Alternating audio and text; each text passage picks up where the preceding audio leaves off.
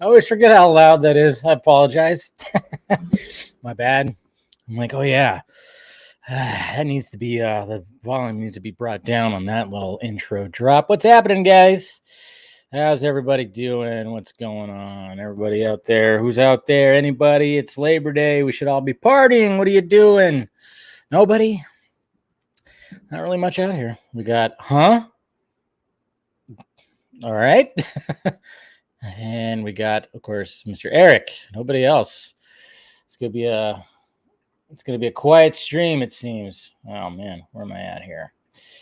All right, welcome to the Patreon stream. Try to do this once a month and talk to the patron family. So let's see what we got here. Sunday Fun Day from Esteban. How you doing? What up, Dave? What up, people? Won't be able to join tonight, but hope you all have fun and maybe Eric's mic will finally work. I'm not going to bet money on it, but hey, it's cool. I'll miss you, of course, Jose. Hopefully we'll talk soon. We will hopefully talk soon. All right.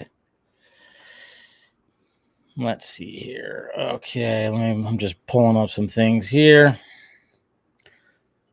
Ayo, ayo, ayo, ayo. How's everybody doing? Okay. What's going on, Tyler? Going on, Carrie? And we got Ben Affleck's double chin. It's not hot. My teeth are sweating. It's so, yeah, you're so hot. Yeah, I know. It's, yeah, I'll be testing the moment I'm on the air. Well, that's good. I don't think I can make it tonight. Make it today? That's all right. It happens.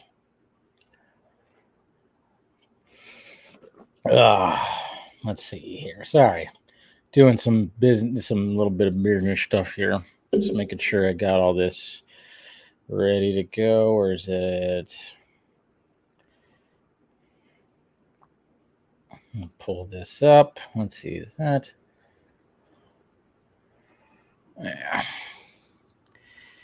All right. Got that. Started raining? Yeah. Oh, don't say stuff like that. Please don't say stuff like that. There was an earthquake, I think, like in LA somewhere, right? I think yesterday there was like some kind of earthquake. I thought I saw, Thank you, Sharon. Yeah, you should watch that a lot. So you're in San Jose. Yeah. Let's see.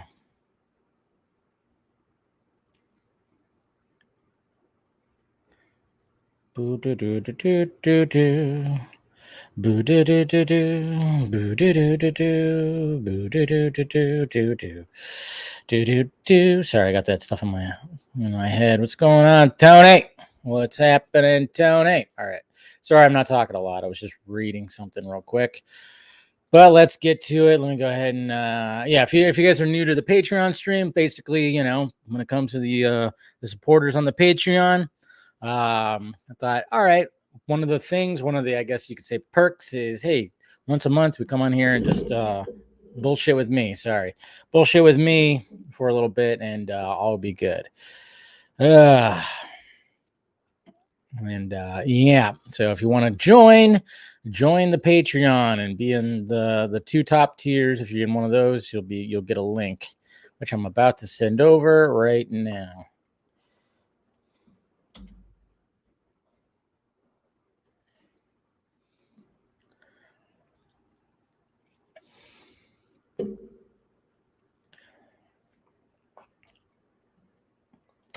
All right, let's see here. Boop. All right. Post, create, link.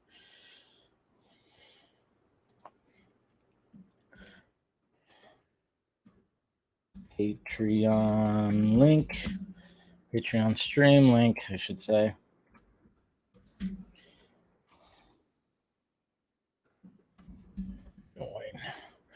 Join us. All right, sent off. Oops. All right. What's happening? Well, it's hot. It's still hot. I mean, I was gone for a little bit of my day, so it it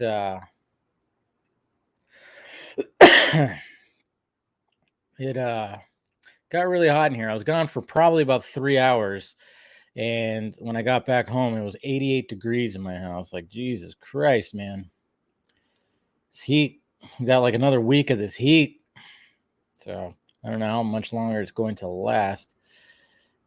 Let's see. There we go. Bring that up right there. But yeah, it's just it's crazy hot. I don't know what's going on in your neck of the woods, Tony. Ugh. Hopefully it's a little cooler down there, right? It's Australia, so it's on the other side. Should be okay, right? Should be okay. Let's see. Say it's 110. I'm looking forward to summer. That's right. Yeah, that's right. You guys are reversed. You guys have your summer and we have our winter, and vice versa, which is always crazy. Yeah. It's so cold in Canada. Sure it is. Cold in Canada. It was 110 where you're at. It was got up to 109 actually when I was out and about. It was about 109, and the humidity. That's the thing. The humidity is what's been the killer. Is the fact that it's like not only is it 109, or actually it was only 103, I should say. I think it only got to 103. Yesterday it got to 109, but the humidity has just been grueling. And all of a sudden we got like some storm clouds coming in, a little rain, little droplets showed up. So yeah, it was a hot one. Definitely was a hot one. I don't know if you're getting the humidity over there, William. It's worse. I'd rather have just dry heat. Yeah, we're in the you are in the upside down. Say hi to the Vecna for me, right? Say hi to him. But so Cap. Hey, there's Miss Nikki. It's not cold where I'm at. Yeah, no, I was about to say it's not always cold in Canada. I mean, it's you guys get grueling winters though. You guys get definite grueling winters when it comes to the wintertime. I know my buddy, he married his wife is from Canada, and he would tell me when he'd go visit there, man, it'd be just grueling cold to the point where they suggest you don't run. That's the thing. They don't want you to run because then your lungs might freeze up. And I'm like, screw that. I'd rather it be like 120 than be in like negative 120 or whatever it is. Celsius. I don't know the Celsius. I'm American. Terrible. Now, yeah, it's been oh yeah, it's bad. Oh yeah, back east is really bad. I used to live in Alabama, and even visit my dad in Alabama or visit him in Texas or something like that during the summertime, and that was just like the worst. That was the worst. Let's see. You lived there for 2 years. Canada is not as cold as Minneapolis. Really? I don't know about that. I think it might be pretty close or pretty, I don't know. Move to Sydney's weather's bearable. Healthcare is good, and women are spicy. They're spicy. Why are they spicy? Yeah. See, it's going to be like 111 tomorrow. I think it's supposed to be like in my neck of the woods. It said 108 or something. I don't know. Who knows? It's just hot. Alabama has the worst summer of Gets pretty sweltery. Army always sends you the word. Army? You lived in Russia? That's pretty funny. Are you Russian? Zed? U.S. Army. Oh, is that what you meant? Okay. Yeah. All right. Let's go ahead and start bringing some of these guys in here. Let's see. Let me make sure I got that going. All right. So we're going to be starting to file in here. We got Carrie and we got Eric. What is happening, guys? Hello. All right. Hey. First of all, testing 1, 2, 3. Can you hear me now? Did you get a better mic? Well, maybe I'm just using the newer phone. I don't know how it is. That could be it. That does have that's a newer mic. Oh, there you go. Is that where you were doing it on your phone the entire time before? Was that what it always was? Yeah. It's always been on my, except a couple years ago, back when I was on the vodka stream, I used my laptop, but it had all those delays because it's an old laptop. And then finally, when I moved here, I was just using my my phone, and it was always like there was no delay, but the issue was always the microphone. So I don't know. Okay. But anyway, I guess my mic's good. Sorry to disappoint you, Jose, but it's good. No, anyway. Sounds way better. Yeah. All right. So what I got to drink? Well, trigger warning. Pineapple juice. Yep. Nothing else? No, it's just pineapple juice. I mean, I didn't exactly have the time to mix up a pina colada, so I don't know. I don't know. You just mix it in with some whatchamacallit. What do people use pineapple juice? Well, vodka. Did it with vodka. Vodka and pineapple juice isn't bad. What else goes with it? There's pineapple and coconut. Rum, maybe some rum. I don't know. What are you drinking? I haven't taken a sip of it yet because I don't know what it tastes like. Okay. Sam Adams seasonal Jacko pumpkin ale. Jacko pumpkin ale. Yeah, All so right. I'm not usually a fan. I mean, I don't usually go into like pumpkin flavored things other than like pumpkin pie. But I like Sam Adams. I'm always curious about when they come up with their seasonal brews. So here we go. Yeah, they're always pretty good. Survey says. Yeah. That's right. It's all right. It's got a decent flavor. That's cool. Nothing abhorrent or anything like that. Right. Hey, what's going on, Phil? Up in the dark. Hey. Yeah. I'm not in front of my usual setup. You guys hear me okay? Yeah. Yep. Yeah. Okay. Cool. Yeah. No, I am not in my computer room. I've been sick with COVID for the last week. Oh, that's right. That's right. How you been? Like, how you holding out? I mean, obviously, you sound fine. You seem fine. I mean, I still got a bit of a congested clog, still got a bit of a cough, but other than that, no complaints. I mean, I'm better than I was earlier this week. My God, it was bad. It was really bad. I had a really bad sore throat. It was miserable. Yeah, Absolutely same here. miserable.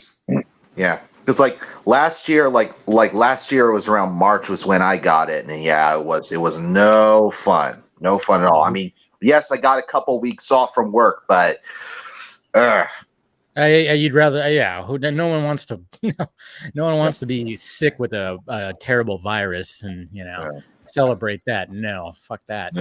No, not at all. Yeah, and then with all the heat too, that's gonna suck to be like sick like this with a heat wave. Ugh. Yeah. And it's the worst part is like, I think Wednesday or Thursday, I was like, I want to go back to work.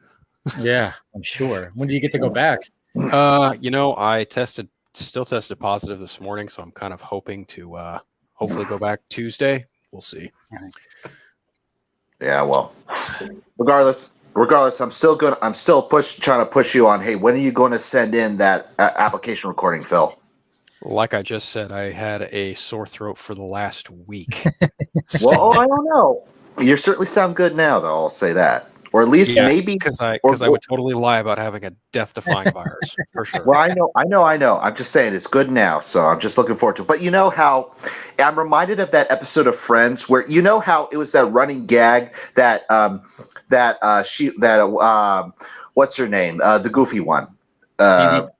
Phoebe. Yeah, Phoebe. I know it started with I was thinking Phil. Yeah, Phoebe is that she's always does that smelly cat thing, and she's not a good singer, but she's goofy about it, and that's where she got the appeal. But she gets a bad cold in that one episode, and ironically, that cold makes her voice lower. So ironically, she sings a lot better.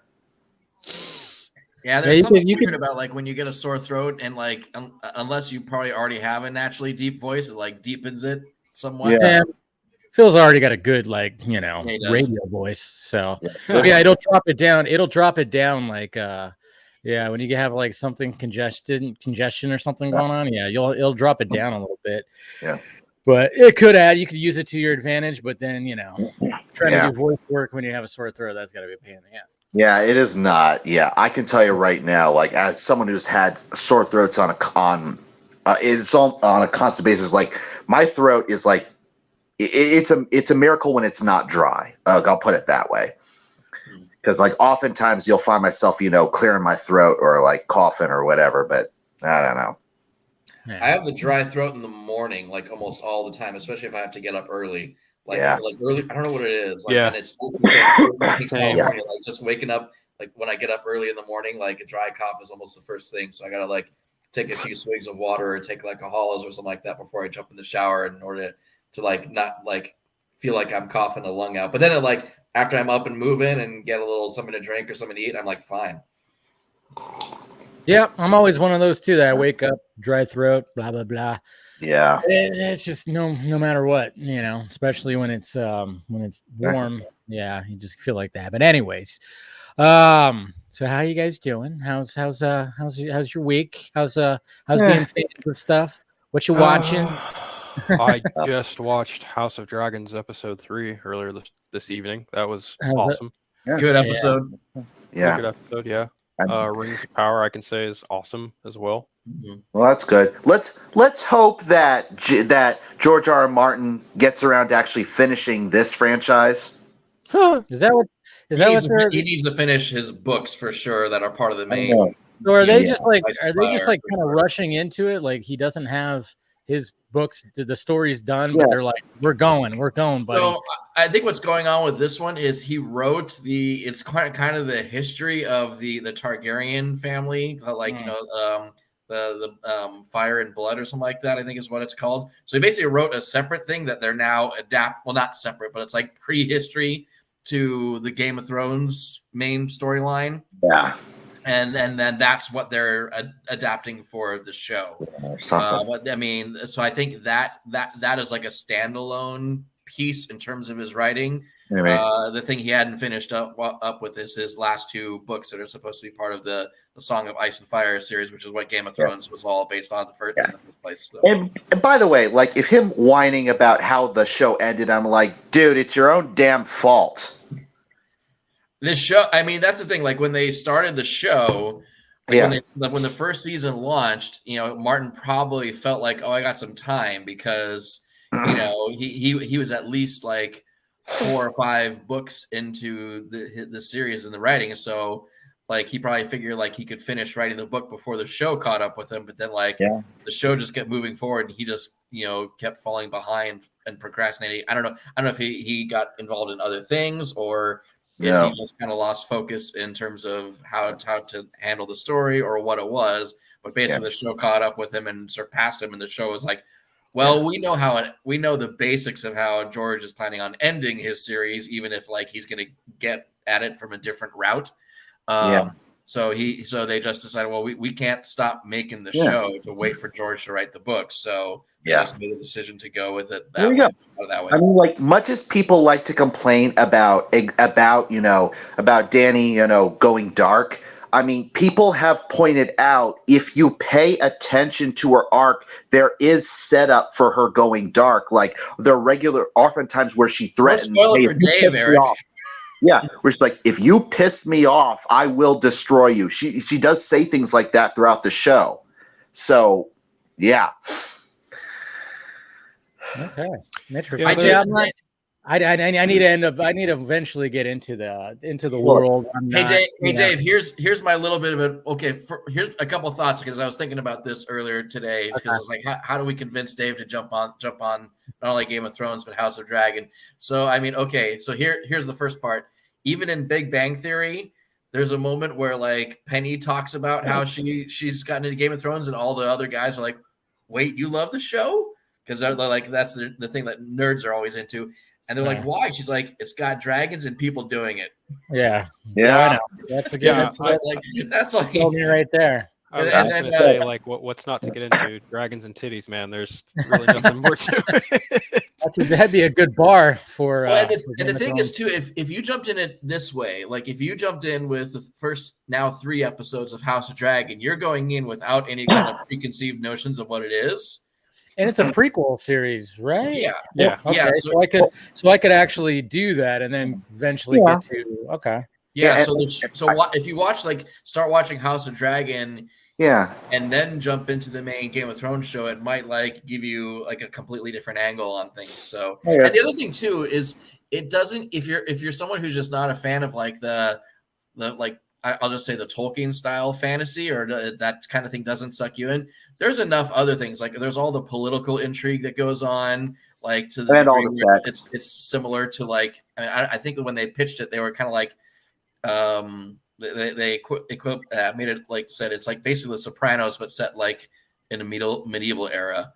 So there's all the various like different houses, drama and everything, and it starts off without the magic and fantastical stuff, and then the more magical stuff sort of slowly kind of creeps its way back in. Plus all the sex. I'm sure you'll get for that.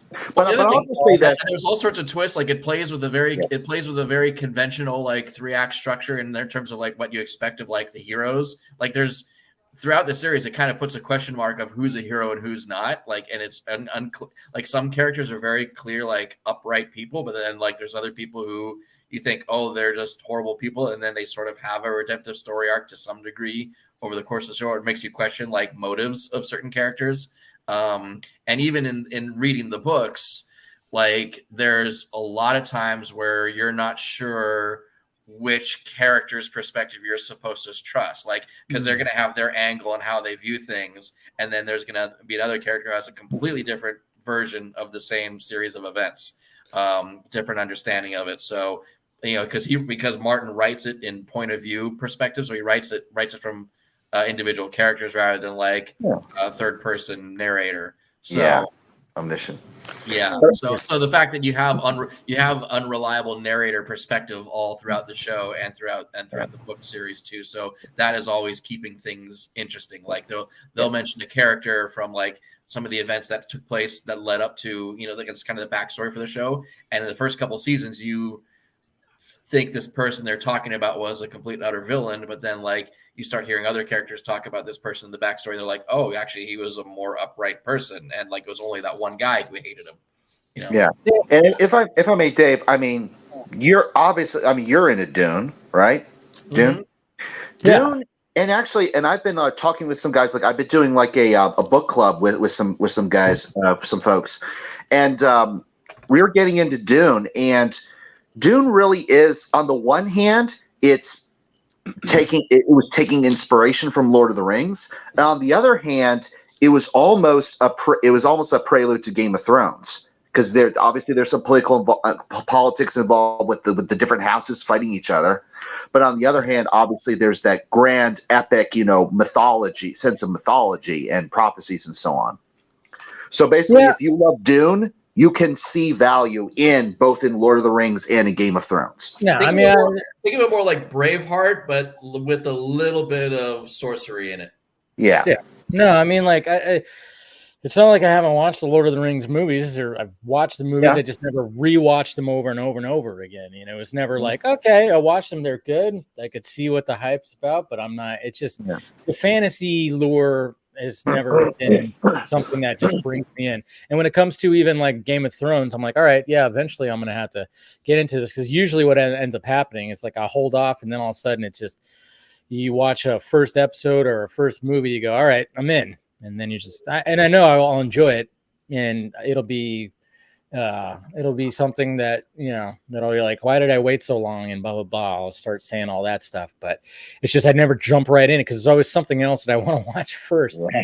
And the thing is, even when you start watching the show, if you ever endeavor to get into reading the book series, then you quickly realize that there are, I don't know how to explain it. There are significant differences. Like certain characters go one direction, and they're like the smaller characters, like the more supporting characters, they go in a different direction than what the books do or what the show does. So it is kind of, you get it interesting, like, oh, so this is doing, it's two different versions of telling the story. Yeah. It's kind of, I like that. Yeah, I like that way of storytelling too. So that's already intriguing me right there. I like that. Yeah. Like there are characters that are still alive in the main book series that are dead in the show that like died in the like last couple of seasons of the show. So really? So they're not really following everything to a T?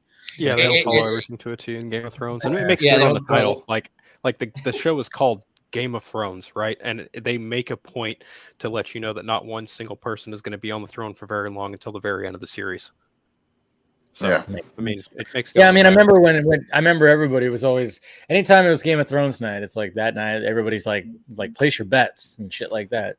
So, oh, for sure. I mean, I can see the draw of it. Yeah, I can see the draw. Yeah, I'll get into it one of these days. I just got to revisit, and it's just funny how like both of those are just coming out now.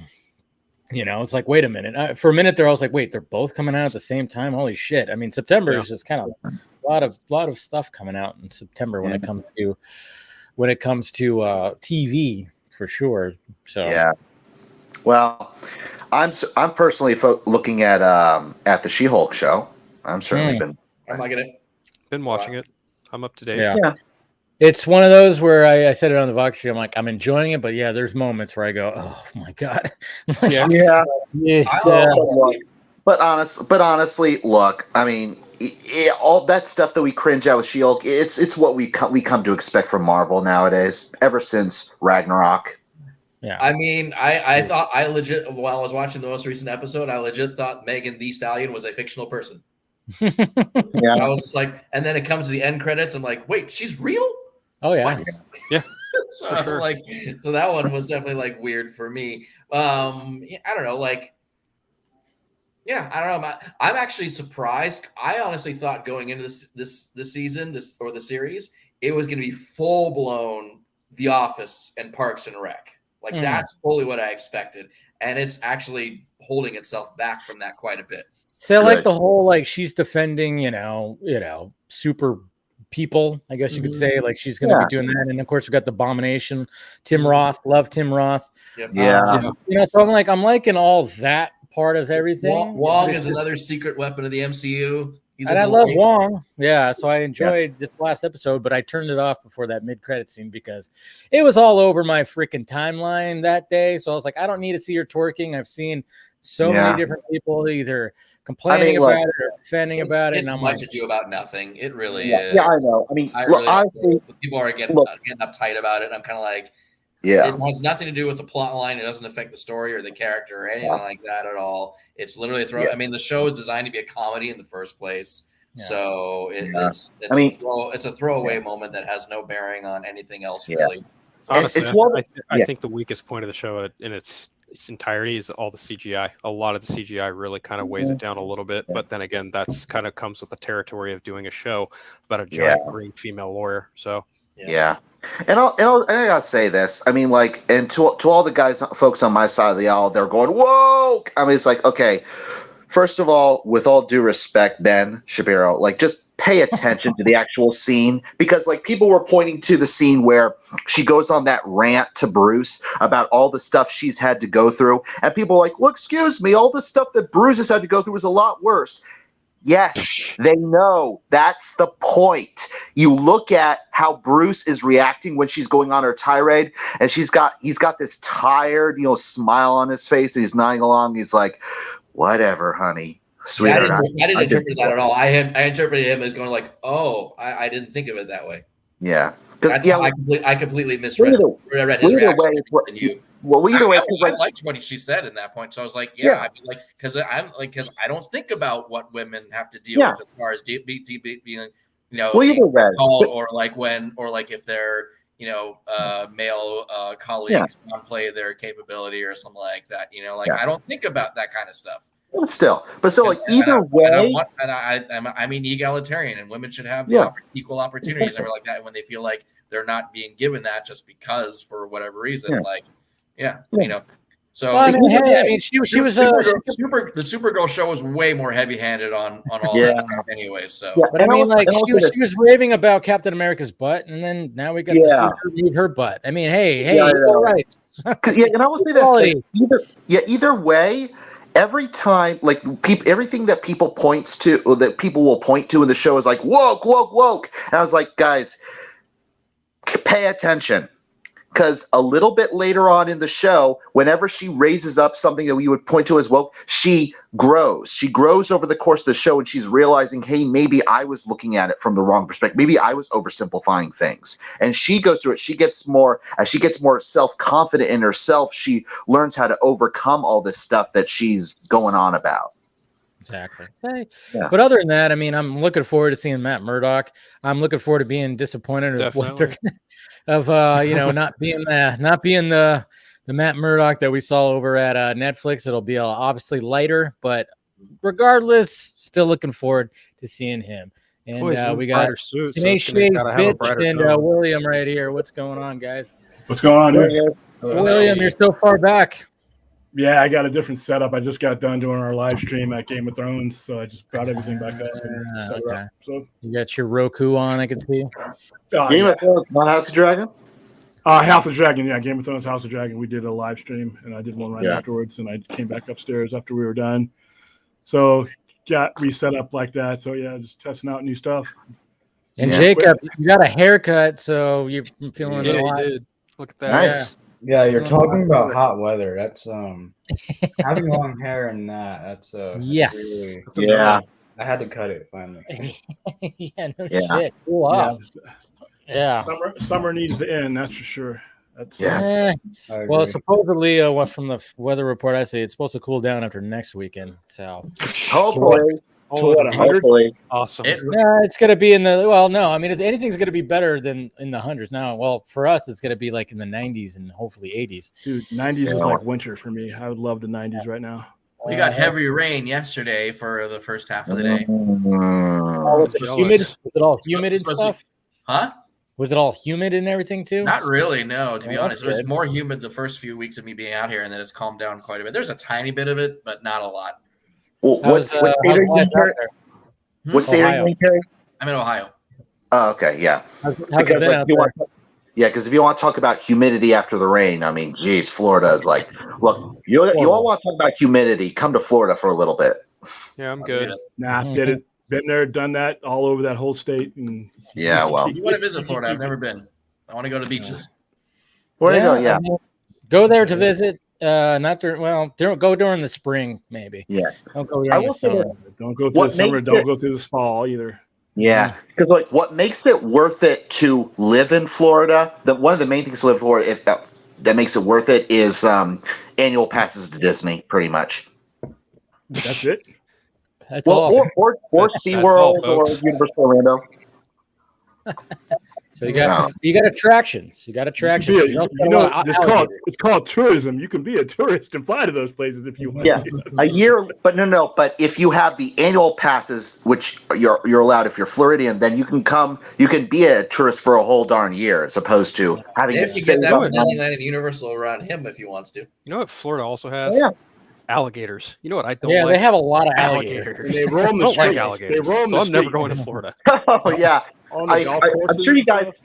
You guys have all seen that video of the alligator wrestler. He's facing that Florida gator with a giant trash can with a thing up. Yeah. That was pretty good. That was a funny video. That was a good video. Yeah. I was like, fuck that. I would just be like, nope, I'm calling somebody. Nope. Animal control. 100%. I mean, geez. I mean, over here, it's like I know there's like mountain lions, like, well, not in my area, but definitely in my area. Lions. Yeah, there's been a few. Well, not directly in my area, but like 45 minutes north of me in Folsom, there've been a few mountain lion sightings. See, that's freaky.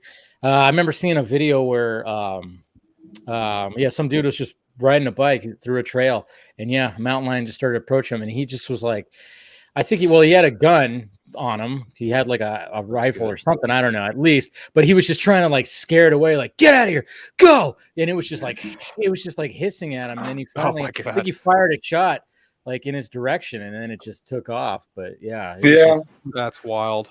I was like walking around my old school in the Sacramento area, so like early morning in the parking lot. Time to look for a new place to live. What do you got in Vegas? Anything? Coyotes? We got coyotes. We have snakes. There are some mountain lions. But here's the thing, though. I don't care where you live. Mankind, you stay in the city, you're generally okay. Mankind was not meant to blend with wilderness after a certain amount of time.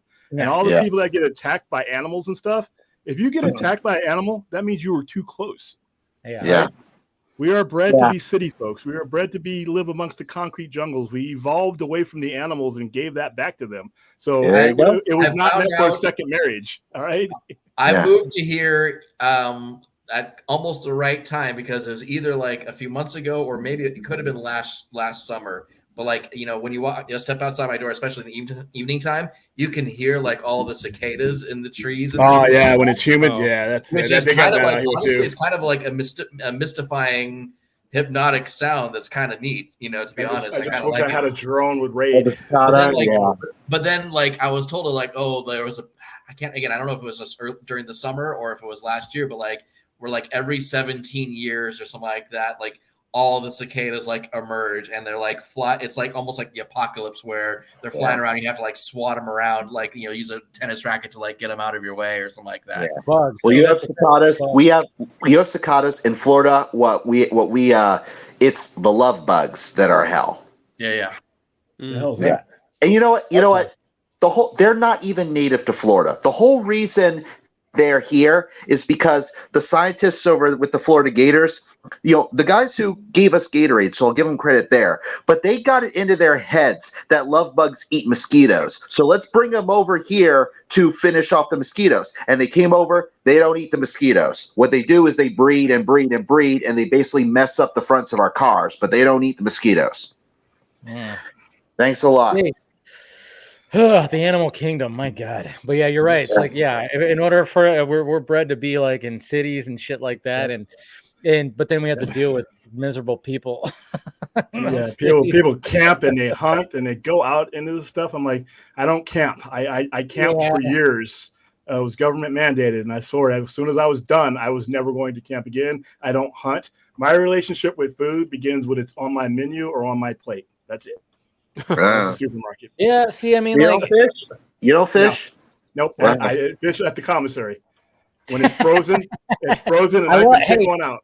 That's when now see, you're definitely a military man, because you called it the commissary. Nobody else calls it the commissary, William. It's a grocery store which is always on base. They call it the commissary. Yeah. When I was growing up, I didn't know it was grocery store for the longest time. Commissary, yeah. The PX. The PX. The fucking the PX. Well, on the Warner Brothers studio tour, if you ever do that, like when the tour guides will talk about seeing people at the commissary sometimes, so they do have a lot on the Warner Brothers lot. Or how about referring to the restroom as the S room? You know what the S? The three S's. Shit, shower, and shave. Yep. We call it the latrine. Hey, my dad told me all that shit. Don't worry, I know it all. There you go.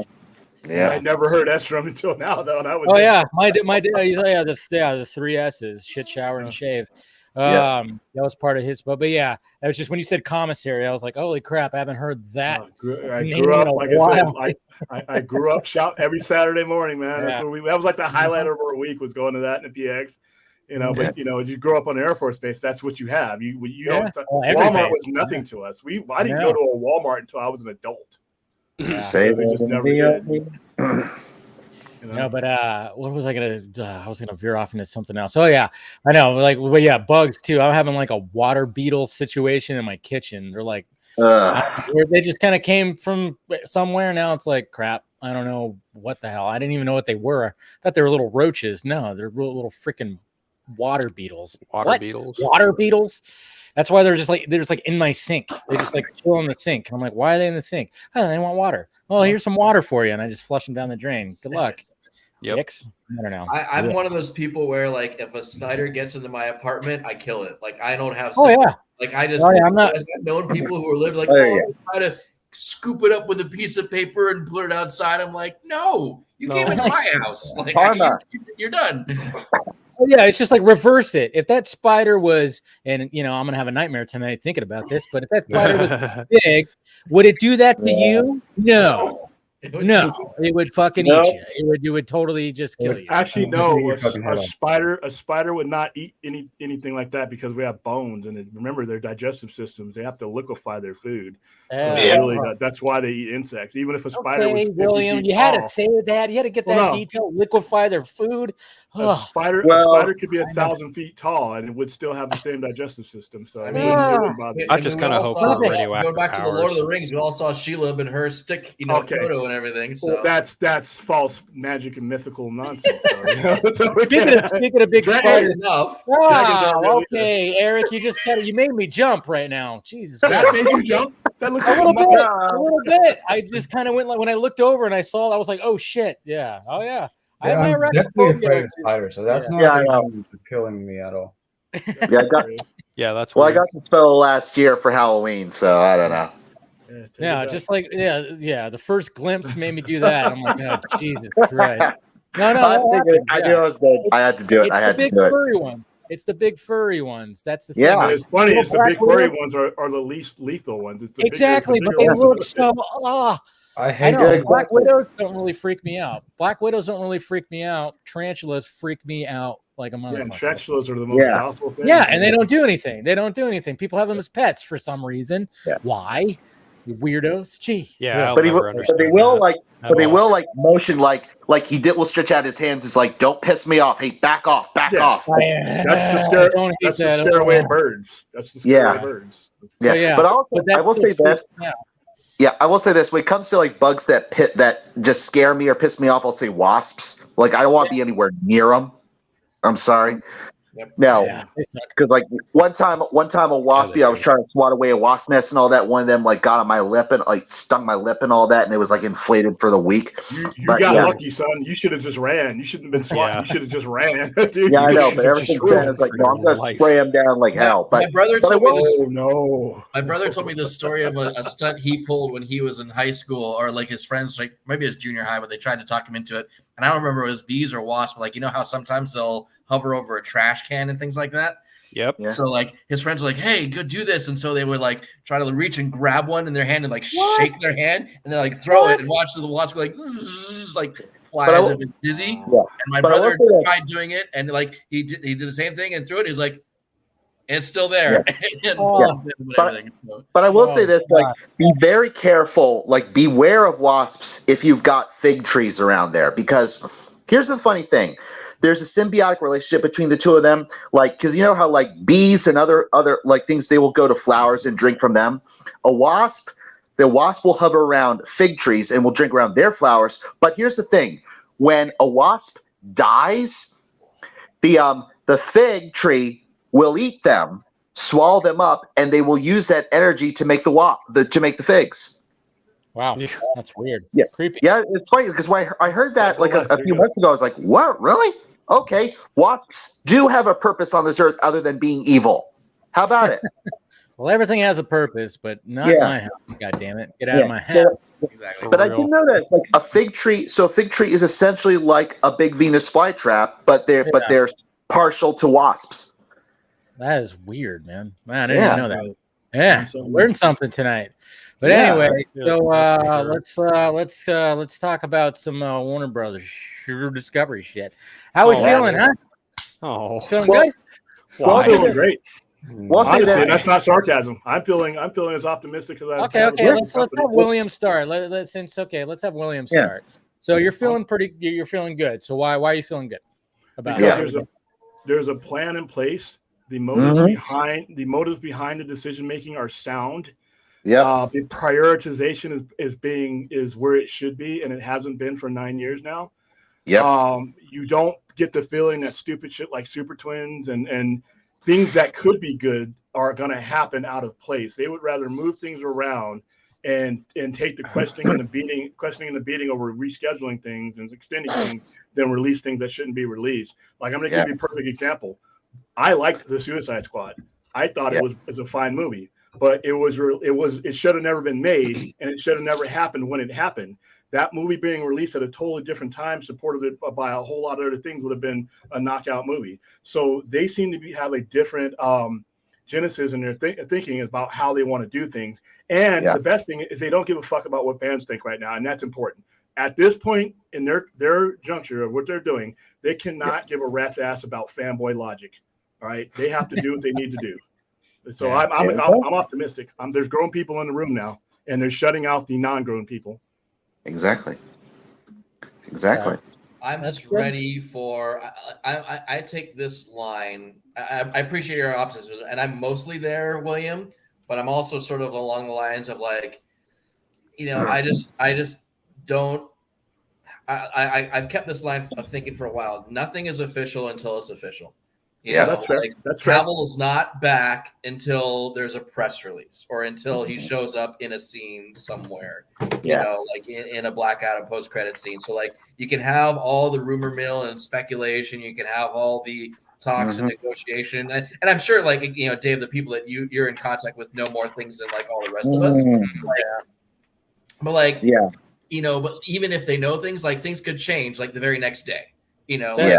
The way it always is. Nothing's official until it's official. We're not going to know if Cavill or Ben. Well, we know Ben's coming back for the reshoot. We came back for the reshoots for Aquaman 2.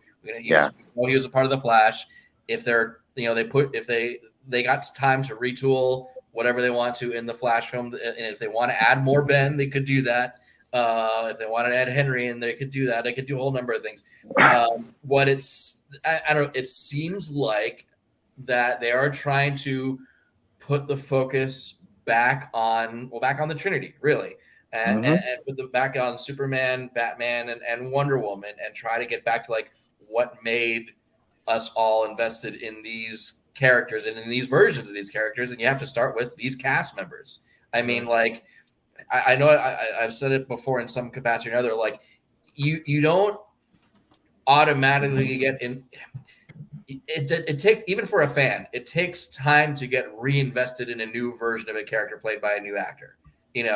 Like, yes, was Robert Pattinson really good as Batman? Sure. Like, I'm fine with that, but like, I'm still going to need at least one more movie to be like really fully bought into his version of 3 years from now. That's just me personally, and I think for general audiences, it does take more than one film to get reinvested in a new version of the character.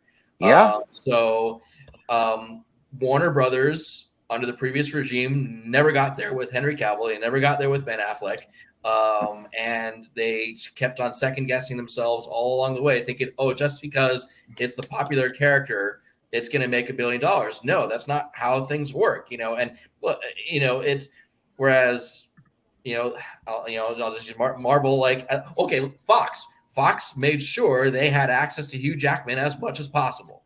At any point along the way, Hugh Jackman could have said, nope, I did 2 or 3 movies. I'm done. Out, recast.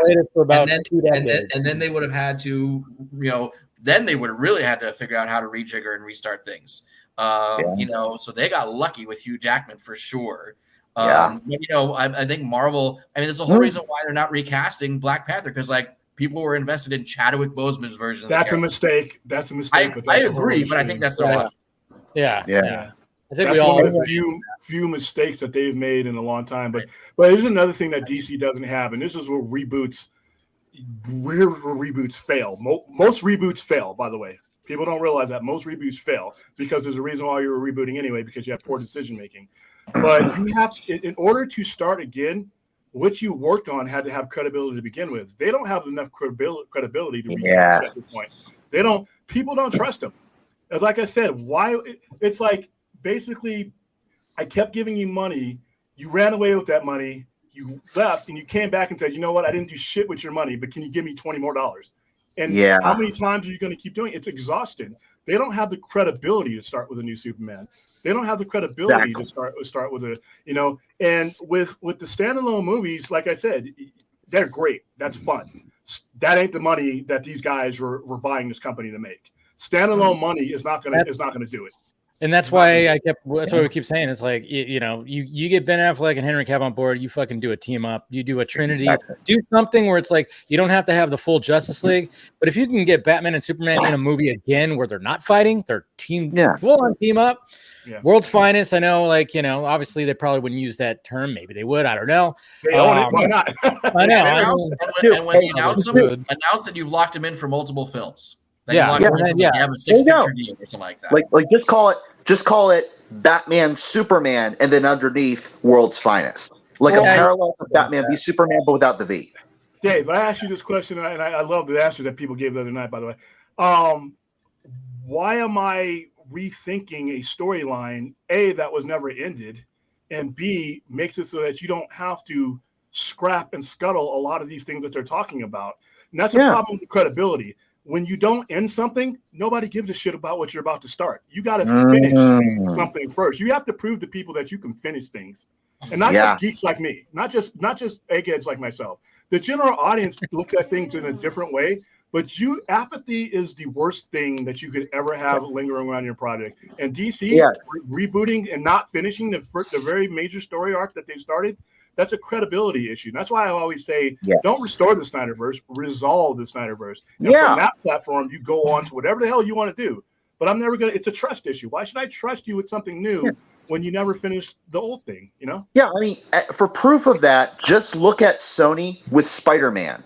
I mean, yes, they shot themselves in the foot with Spider-Man 3, but then what they do, they reboot and they give us Amazing Spider-Man 1, which is okay, passable. Okay, I guess I can accept this. Amazing Spider-Man 2.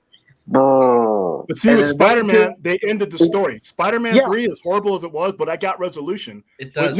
But again, but after that, in order to get any kind of credibility back with a third Spider-Man, they had to introduce him through the MCU with Civil War.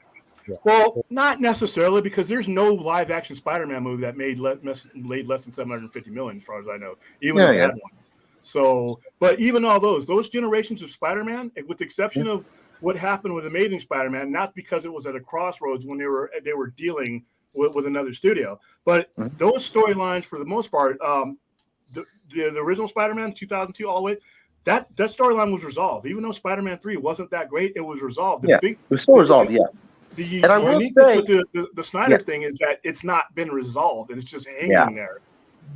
Well, I mean, the thing about, by the way, I talked about this, William, is I think when it came to the heroes, they were fine, but it's the dark side story that didn't get resolved. And the fact of the matter is, to me, it's all right. So when it comes to them, all right, all the stories I thought when it came to the heroes and Zack Snyder Justice League was they wrapped it up in a bow. But when we got this dark side that could come out, but obviously they need to have fit some shit in there in the meantime, because obviously it's going to take them a bit to get here. That's why I kept on saying that.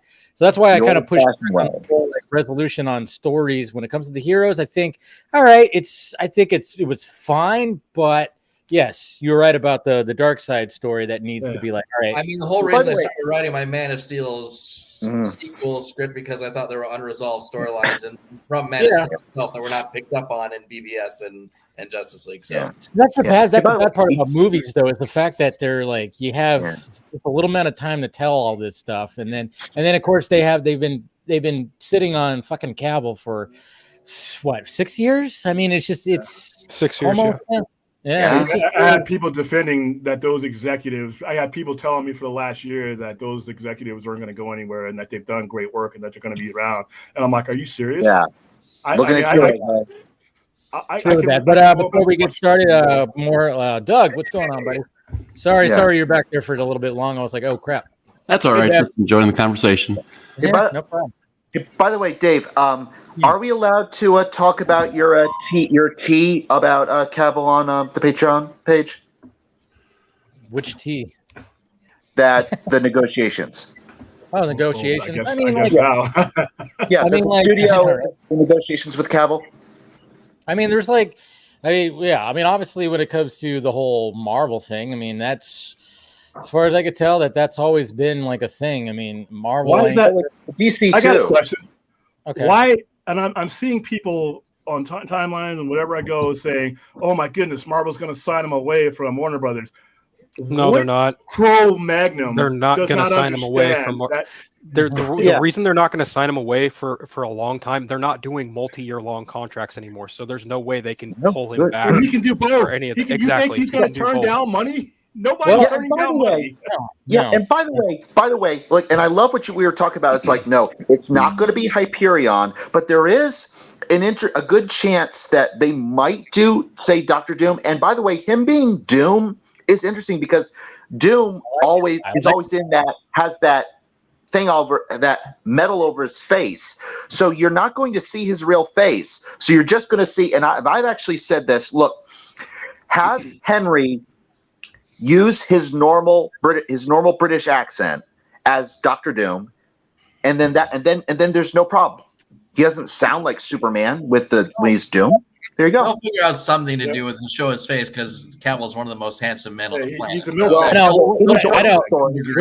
When I heard that when somebody name dropped Doom, I was like, well, that's pretty interesting.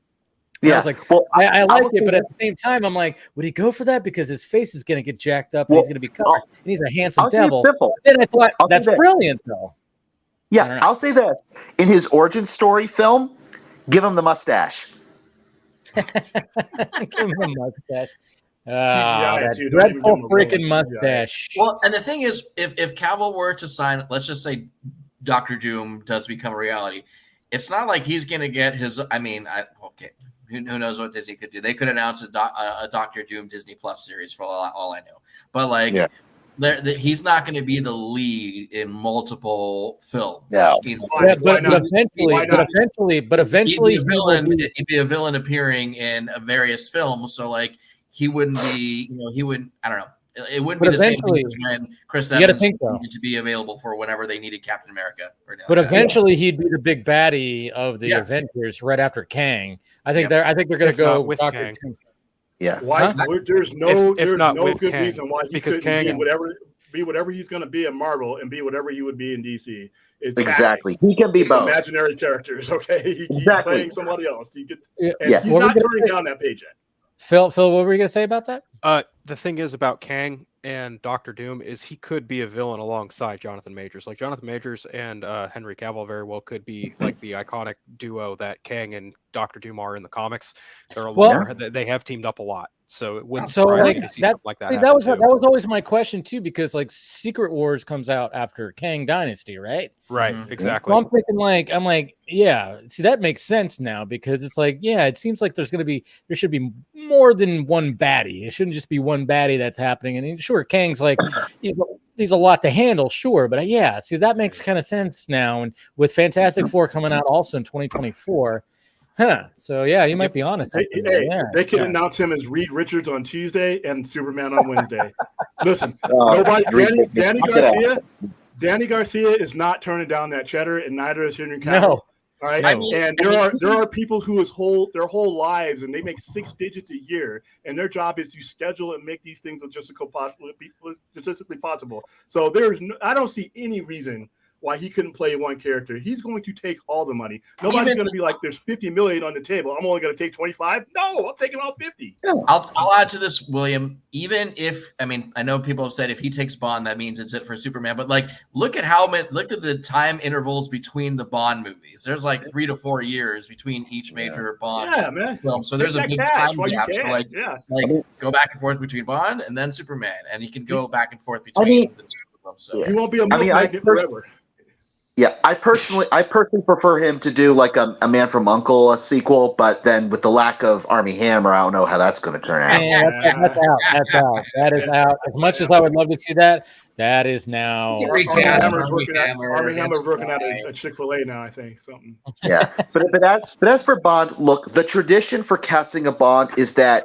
And even if he's not a nobody, he's got to be a relatively small name. I mean, yes, you cast Pierce Brosnan after he was in that show, but still, or like, you know, Roger Moore after he did The Saint. But still, it's not like you hire superstars to play Bond. No, so I think the next Bond will be. They're gonna get somebody that's in their 20s, late 20s. Yeah. He's gonna be a new guy. Bond should be like a president. He should be the minimum youngest 35. Yeah, he should be young as 35 because by the time he's 007, he's got and he's in the military. He's got a full-on military. He's retired. Every generation, he's a commander. I think I don't want to scrub. Yeah, but see, that's the thing. It's like, I mean, maybe they'll have to do something different where it's like maybe we see more of pre-007. I don't know. It's just weird because what was great about Casino Royale is like we saw him before he essentially became a 007 because he was already old. Daniel Craig was I know. But who is the guy that they're saying? Yeah, but who is the guy they were saying was the front runner right now? I forget, but it was this guy. Shaquille O'Neal. No. It was some guy that we hadn't heard of, but they did say that he was the front runner. It was Henry Cavill. Henry Cavill was like. It wasn't Henry. It was someone else. It was some other guy. I've seen Cavill's name thrown around more often than not. Yeah, I think it was a dude. Are you thinking about that dude from Bridgerton? Yeah, I think so. Reggie Jean Page. Is that who you're referring to? Yeah, there you go. Yeah. The guy who was like not a very good bad guy in The Gray Man. Yeah. He was not a good bad guy. He was not. You're right. You're right. I'm just glad that like the Broccolis are sticking to the standpoint like, no, James Bond needs to be a man. We're not going to gender bend. We're not going to like. Misogyny is built into his character. The fact that I will say he's a womanizer. He's a womanizer. That's what Bond is. Yeah, and the fact that both Daniel Craig and Ana de Armas have said no, you don't make Bond a woman. So there you go. Yep. You know what I'd want to see? Another movie that never got a sequel, or I think they're working on a sequel. Atomic Blonde. Somebody. I think Celeste. What happened? That movie. That movie was fantastic. There's Ed Brubaker wrote an amazing comic book called Velvet, which is all about a female spy in the 70s, and she's basically a female James Bond, and she's got experience and is a kick-ass character. There's no reason you couldn't. That's ripe for adapting into a film. Well, what about? I mean, you had GoldenEye, in the same company and on Nintendo 64 made Perfect Dark. Perfect Dark was a fun. It's a future. It's a secret agent in the future. It's a female. Great game. I played it fucking like crazy. I kept hearing that there might be a Perfect Dark adaptation, but I don't know if it's ever going to happen. But yeah, then you got that. Way back after. Remember with Die Another Day, there was all that talk about doing a spinoff with Halle Berry's character, but it's just because it's Halle Berry, she's just a superstar, So they wanted to be like, hey, she was great in that movie. Die Another Day was my favorite movie before Quantum of Solace. Quantum of Solace was the West. Quantum of Solace. Here's the thing. I'm kind of with William. While I don't think Quantum of Solace was the best of Daniel Craig's, it's not nearly as bad as people say. Now, it's awesome. It's both Casino Royale. Casino Royale is slow, but in the middle of Casino Royale, you're going on a ride, and it's the first time that they bridged two Bond movies together where they were back to back, because that car chase at the end of Casino Royale was right into Quantum of Solace. Quantum of Solace is epic. It's an underrated Bond movie. It's not as bad as people make it. It's not as bad as people make it, but it's kind of. I mean, Octopussy was wretched. Okay, and that's to me, people think that's one of the greatest Bond movies ever. Thunderball was great. Somebody gets that horrible. With Quantum of Solace, I love the opera sequence where Bond, like where you hear the opera playing while you see Bond when he said confronting the bad guy. I love Oh, that's so good. I think it's just because That's the another bad final one. half of Quantum of Solace just like goes so quick and it's just pure action. Or like, Yeah, that's the thing. So the plot Because doesn't like Quantum of Solace is, because it's the so writer's fast. strike. He was a victim of the writer's strike. Yeah, because it's Quantum, I so love fast Quantum. paced that you're like, what just happened? Well, it I starts remember out when with a car chase. It starts out Yeah, 'cause, literally like- with the car chase and shooting. Yeah, because like I remember when I saw Quantum of Solace in theaters, and then it was done. I was like, "Whoa, wait, how is it done?" I feel like it was just halfway.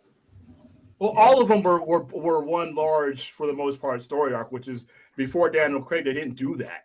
They just gave you hot. Yeah, it was always movies just like a one-off story Yeah. for everything. Nothing ever connected. So that's what was cool about this one is the whole thing was one big story of Exactly. James Bond, which was great. And I'm wondering, okay, are they going to do that again? again? A sequel to View to a Kill, which is one of the worst Bond movies ever. Oh, View to a Kill. Who was that? Who's in that one? Grace Jones, Christopher, great cast. Horrible movie. Yeah, it was the last Roger Moore film. It was the last Roger Moore. 20 years after Roger Moore should have stopped doing James Bond, and they kept bringing him out of the casket. Here, are you alive? Are you alive? One more film, Roger. Come on, wake up. That was just dreadful. And the same thing with Sean Connery. That was 3 Bond movies too many for that guy. And he was so old. Like when there was that movie that was not part of the official canon, but it was a reboot of Thunderball called Never Say Never Again. I just mentioned that one. Oh. Yeah. And he was like, and he's so insanely old. It's like, look, I get it. You're trying to go for the nostalgia of Sean Connery, but he's way too far gone. I mean, even just Daniel Craig for his run. I mean, his run with Bond was like what 15, 16 years, something like that. Yeah. And he's like in his 50s right now. Yeah, he started at 40, I believe. He started at 30. He started at 40, but here's the thing: his 40 in 2006 versus Roger Moore and Sean Connery's 40. Everybody's aged. Yeah, well, I mean that was the whole. Yeah. Well, going back to Cavill, like the people who were saying like Cavill is aging out of the role, I'm like, if Daniel Craig can still be a physical force in No Time to Die, then Cavill can keep younger going for now. Yeah, Cavill's 39. Cavill's 39. Cavill, listen, fanboy 39, and Cavill 39, 2 different things. Okay? Yeah. These people get paid millions to stay exactly. 39 that most like many 35-year-olds would want to like exactly. So. He's impregnating people by building computers online. He's exactly like that with that, and same with Amy Adams in her like late 40s right now. It's like, well, she doesn't look it, much as what people like say. She's way too old for Lois. She's way too old. Have you looked at her, you idiots? If you did not know her age, you would not have said she was too old. No, it's just. And I don't know why we put that. Like Superman doesn't age the same as normal humans do anyway, so that argument's totally irrelevant to begin with. Yeah. Christopher Reeve played the role for how long? Yeah, 78 to 80. What 85? I mean, as long as he doesn't start. I mean, as long as he doesn't. 87. So almost a whole decade. Like I do, fine. Yeah, like I said. And what people tend to forget is that Margot Kidder was also several years older than Christopher Reeve. Yeah. Ages. Who cares about ages? My God, I don't know why people dwell on fucking ages. It's like whatever they look like, they look good. I mean, as long as they're, they try to relate what their lives are and how they're aging and the resources that they have to keep themselves. And then, like I said, you're talking about somebody whose job, The Rock is 50. His job is to look like that. 54. That is your job. Yeah, exactly. And also, I mean, look, and even we're in worst case scenario, de-aging technology has gotten so good that they had that, just look at Mark Hamill with the way they kind of sort of used him in you wouldn't want a whole movie of that though. Like you wouldn't want a whole movie of it, but it's not like, but they're so far gone that it wouldn't work. Nah, they don't need to. They wouldn't need to do any de-aging for anything. I think everybody looks pretty good. I mean, even Affleck in the past couple of years has de-aged himself a little bit too. I mean, look at him. Look at him.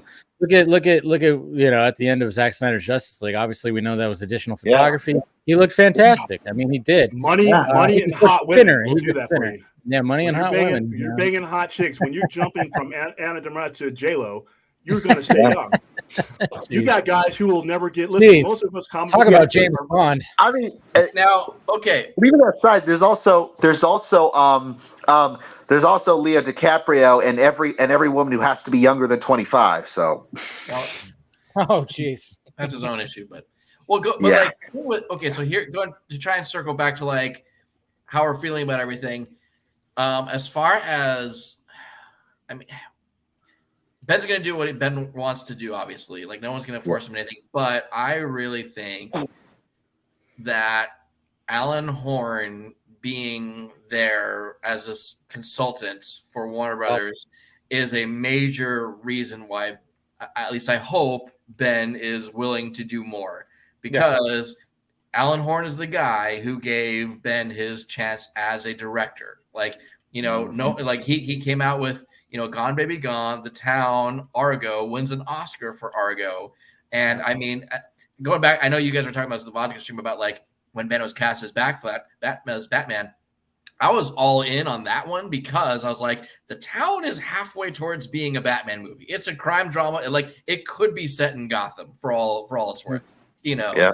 So like if Ben Affleck, and he was in great shape for that one and played like a darker character, in that movie, and that convinced me that Ben was good to play Batman. So like Alan Horn is the guy that gave him his shot at that one. And I bet I can't. To be a fly on the wall in those conversations when Alan Horn comes back in the building, like, what'd you do that you sapped the creative juices out of my boy? Warner Brothers, how long has it been since he's directed a film? So it would be great to have him not only just come back to direct passion projects of his own again, but that's like, now I'm willing to play Batman again more, and maybe even do his Batman solo project if he gets another director to direct it that he trusts. I mean, I don't know. And all these people that are saying, Warner Brothers creative decisions, their creators are going to flee. I'm like, once again, fanboy logic says that. All right. And I'm a fanboy. I mean, some will. I'm a fanboy. Not enough. Not anything critical that's going to set them back. Because even the guys who are working on Batgirl are like, yeah, we've given another shot. We do it again. And with Alan Horn in the conversation, trust me, with the extraordinary pile of shit that Zaslav inherited, the actors and people who understand, they know. They've been watching Warner Brothers the last 19, so they know. This isn't an everyday situation. So Alan Horn even being part of that conversation, even as an advisor, that adds instant credibility amongst the people who we really need to make this a positive outlook. I mean, he's going to be part of the person who picks. I mean, if it's Dan Lin, I don't even need to know a lot about Dan Lin. All I need to know is Alan Horn consulted in the decision-making and look at his list of decision-making. I'm like, okay. Yeah, I think Alan Horn was a huge win. Doug, you've been quiet. What are your thoughts about that's actually a good segue. I was kind of thinking, if Dan Lin's the guy, who would you love to see on that committee for DC Studios? Who would you want to be in the room? Jeff Johns. I think he's out. Yep. So you're talking about like a committee, like well, who would he have like underneath him, like in basically his team? You're saying, right. That is where I do feel like Deborah Snyder could fit in as a member of a creative committee. I feel like she could fit in. She wouldn't do it at the expense of producing Zach's stuff, but she could come in to some degree. Executive producer would take too much of her time. Jim Lee, I know. I was thinking of like a Jim Lee. I could see Jim Lee's a must. Brought in as part of it. Yeah. Grant Morrison, these are Grant Morrison, Alan Heinberg. I know Colbert brought him. Brought him up. Alan Heinberg, honestly, I could see. If you want someone in DC Comics right now who's doing some of the best work that they've done in years, get Tom Taylor in there. Tom Taylor's writing some of the most some of the most spiritually faithful comics in DC Comics today. Tom Taylor knows what he's doing. Yeah. Scott Snyder. Scott Snyder, yeah. I would want Scott Snyder to be part of it. I don't think he would, because he's very, very focused on his independent comic work. Probably, I guess. But in that case, I would love him to be there for it. I would love to see Dan Jurgens on that team. Dan Jurgens, because that is my nothing Superman. against him. Nothing against them, but okay. Now we're talking about making movies. I want some comic book consultants on there, like the Jim Lee, Grant Morrison. These are great guys to have on there. Yeah. But the majority of the people that I need on his committee, his small council, in that case, are filmmakers, people who know how to translate the stuff into movies. In that case, I would say give very serious thought to Kevin Smith, because Smith, with his knowledge of comics and his filmmaking, then you have that balance right there. He almost had that job like 25 years ago, and he didn't get it. Because he's talked about, after agree. writing that script for Superman Lives, they were offering him the keys to potentially being, the Kevin Feige for an early DCU. But dodge the bullet there. Hey, listen, Kevin Smith, the reason I disagree, Eric, is because I love you, but anytime I'm glad you just listen to how Mark Bernardin pitches story ideas on their Fat Man and Batman podcast. He's a fanboy. He's always backing what Mark Bernardin comes up And with. and you know what, Carrie? Carrie, I'm really glad you brought that up, because Mark Bernardin is exactly what's wrong with half of the Hollywood writers these days, because they have this mentality of, I can do it better. And it's like, no, you can't. You can't even write a coherent DC comic. Shut your mouth. I mean, one person I would want to be on there. The guy, I think it's Eric Helbing or something like that, and he's the current showrunner for Superman and Lois, and that show is really good. So I think he could be a good person on that creative committee. Maybe even I don't know. Say what you will about Greg Berlanti in the CW verse. He did everything with that on a very small budget. He understands the idea of connecting pieces to the grander universe. I would rather set it on fire than have Greg Berlanti. Here's the thing. Here's the thing. Even that aside, Carrie, I think my issue with that, the showrunner, if by bringing on showrunners for DC stuff, they're going to bring the agenda of let's bring more of the stuff that I was making, or let's expand what I was making.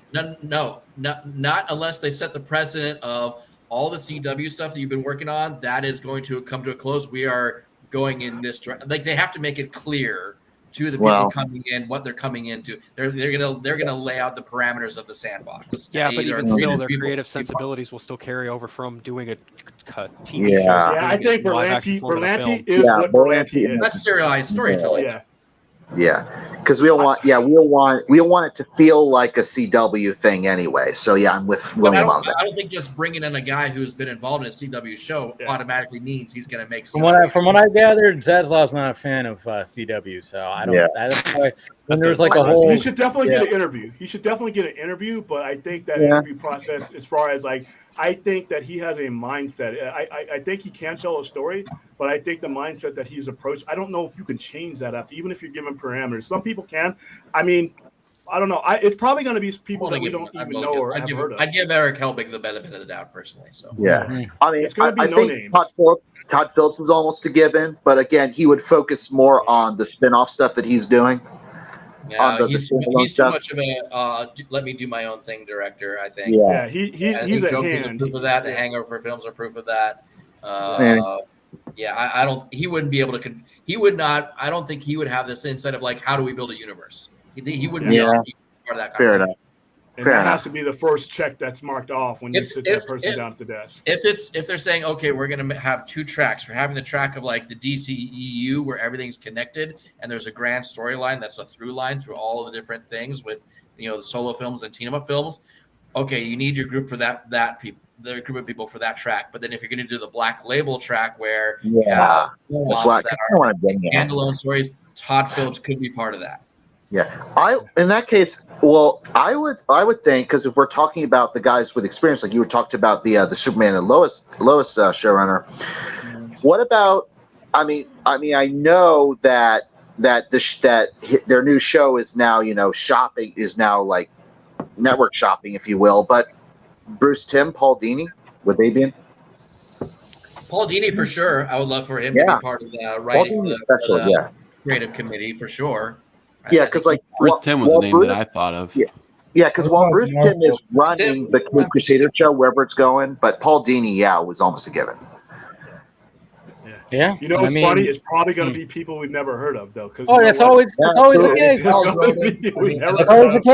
That's always what we always lead to. I mean, nobody heard. Who knew about Dan Lin before this? And then all of a sudden we go back. And go, oh, wait a minute, shit, that guy. Oh yeah, I knew about Walter Hamada before Walter Hamada took the role. Yeah, exactly. Oh, nobody I mean, what I think works in Dan Lin's favor is the fact that he's produced a variety of stuff. He really has. He's not pigeonholed to one thing. I mean, like Oh, you have the Lego movies and the It films. You couldn't have two polar opposite things than those. Sherlock Holmes, Aladdin. I mean, he's gone all over the place. Well, and his passion is DC. So he said that was a passion project. Are you guys looking at the chat? Alakazoo just suggested John Peters. Nah. We're gonna have a big spider again. We're gonna talk about spiders again. Well, but Dave, do you know anything about spiders?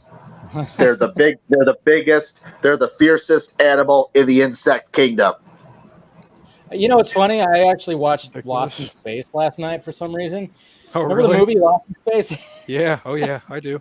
Yeah, because I put on Maverick, the not Top Gun Maverick, but Maverick, the Mel Gibson movie.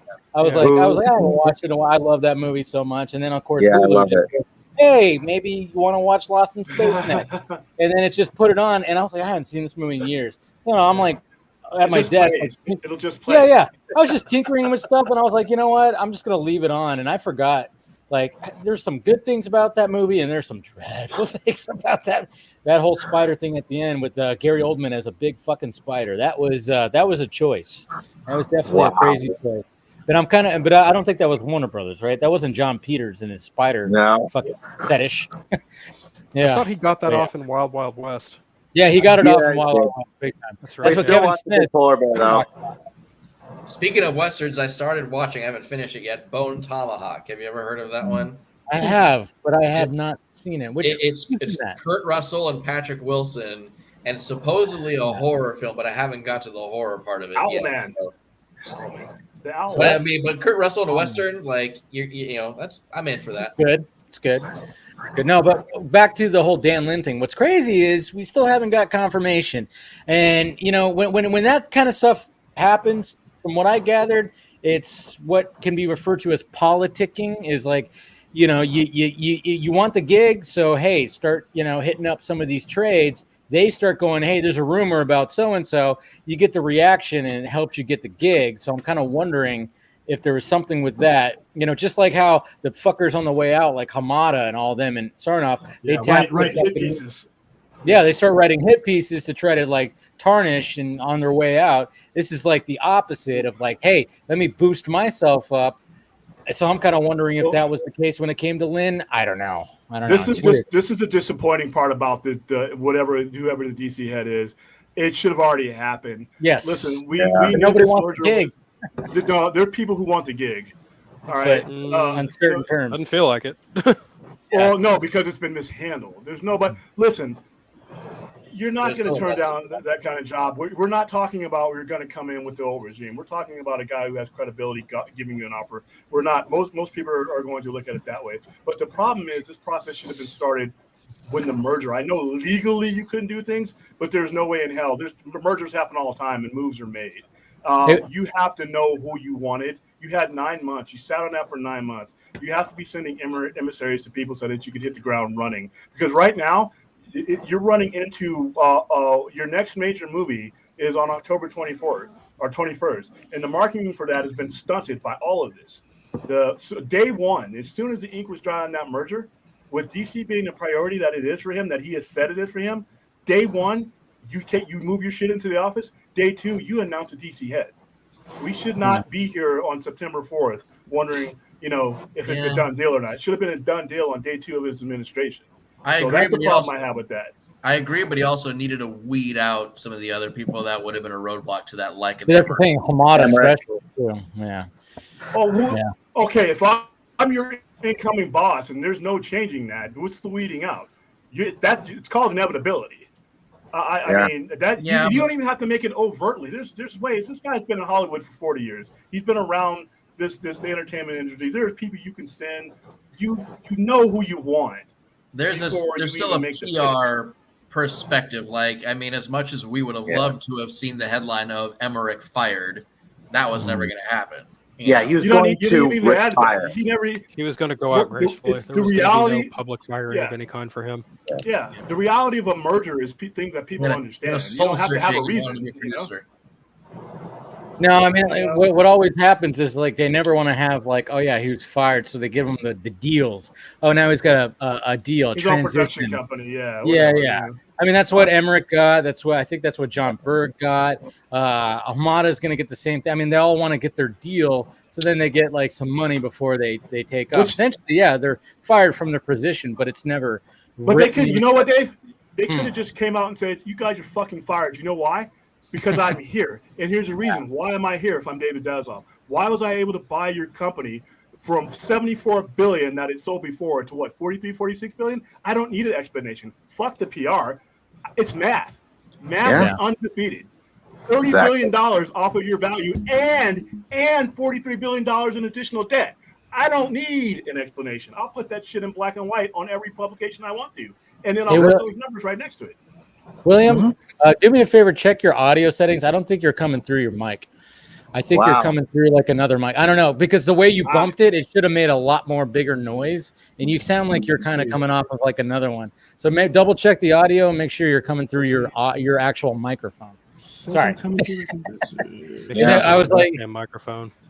Yeah. I mean, yeah. Just double check that. I will say this. How about now? Someone else on the there chat. You go. Say it again. Talk again. Talk again. How about now? Go ahead. Can you hear me? Better. Yep. Yeah. Okay, good. You got it. Yeah. You're good. I will say this. Someone in the chat, I forget who, brought up Chuck Roven coming back and being part of the DC team, but yeah, because it was a bit. He did help with some stability there. I mean, granted, it wasn't like he had much power against Emmerich and Sujihara, but still, like, there was a bit. He was one of his ex-friends, if you will. So I don't know. Yeah, he's been a reliable producer, but he's too old at this point to. Yeah, I guess. Well, shit, Alan Horn was Alan Horn. Yeah, he could be a helpful like if they're forming the creative committee or whatever for DC Studios, he could be a good person that like helps get the ball rolling, and then maybe retires in 2 or 3 years or something like that. So. Yeah, I mean, it's just all I want is to actually. I mean, if Dan Lynn's the guy, then fucking announce it. Let's do it. The fact that it's been over a week and they haven't announced it, I'm starting to get a little worried. Like, what's going on? Are they just in heavy negotiations? Is he asking for too much? Are they asking for too little? I don't know. I mean, everything's so up in the air when it comes to. There needed to be a fandom, by the way. There needed to be. Oh yeah, they're definitely needed, but they weren't. That's what's. Yeah, they weren't gonna. It was like one of those things where it's like, oh yeah, they need to do that because they didn't didn't really have much of a craziness at Comic-Con, but it's like. Well, here's the thing. Here's the thing about why there's no. I fully understand why there's no DC fandom, because what would they have to talk about? Really, they're fucking broke too. They couldn't afford it. There's that, and then there's not much to talk about when it comes to, obviously everything's pushed to next year except for Black Adam. It would be. They have to wait until, and the reality is they can't just keep doing the thing that they've been doing for years, which is just talk about the stuff that we already know. Like, if they're really going to change, if Zaslav and his team are really going to make a statement about how they're running the company, specifically DC, differently than they have in the past. And again, you got Alan Horn there, who mentored and led Kevin Feige for the last decade, really.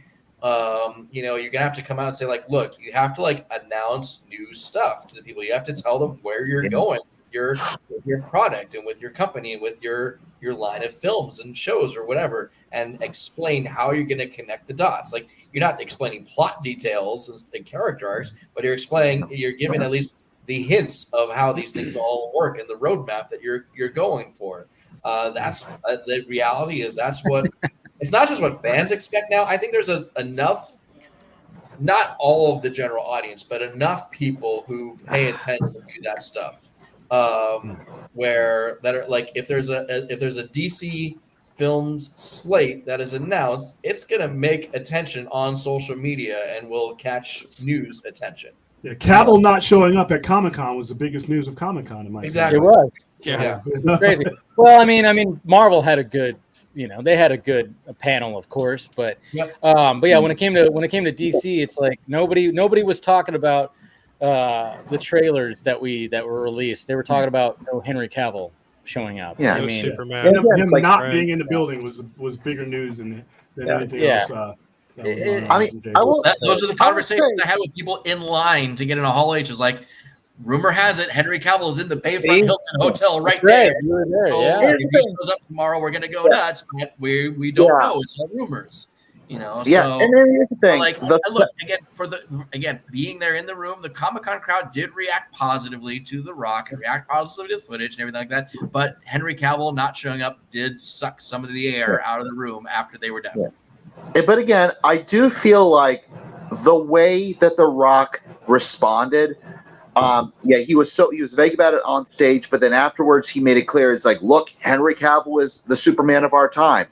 I feel like he was deliberately, like, he was saying what he could, but he couldn't say anything overt, because I really suspect that supports the idea that yes, he's going to appear in Black Adam, but it's a spoiler at the very end, like a credit scene. I think it's going to be. By the way, they're going to leak that credit scene. If it'll be. It's getting leaked. It needs to be leaked. Yeah, that's the thing. Again, as soon as anybody like a screening, somebody's going to pull out the camera and be like, "Boop, there you go," and it's going to blow up the internet. Oh, you know who's going to be, Dave? Somebody within Warner Brothers. That's ordered to. But still, like you're actually probably secret as possible. But still, they want to keep it a secret as much as possible, which is why The Rock is not saying he's going to be there. The reason why The Rock didn't, because of the whole issue of COVID, but there's negotiations. They're going to be negotiating all the way up until the ninth inning. And when those negotiations are done, there's going to be things added to Black Adam the week of Black Adam. All right? Okay. I've been to test screenings. I've been to movies and stuff that they've done where there's big things that said scene goes here.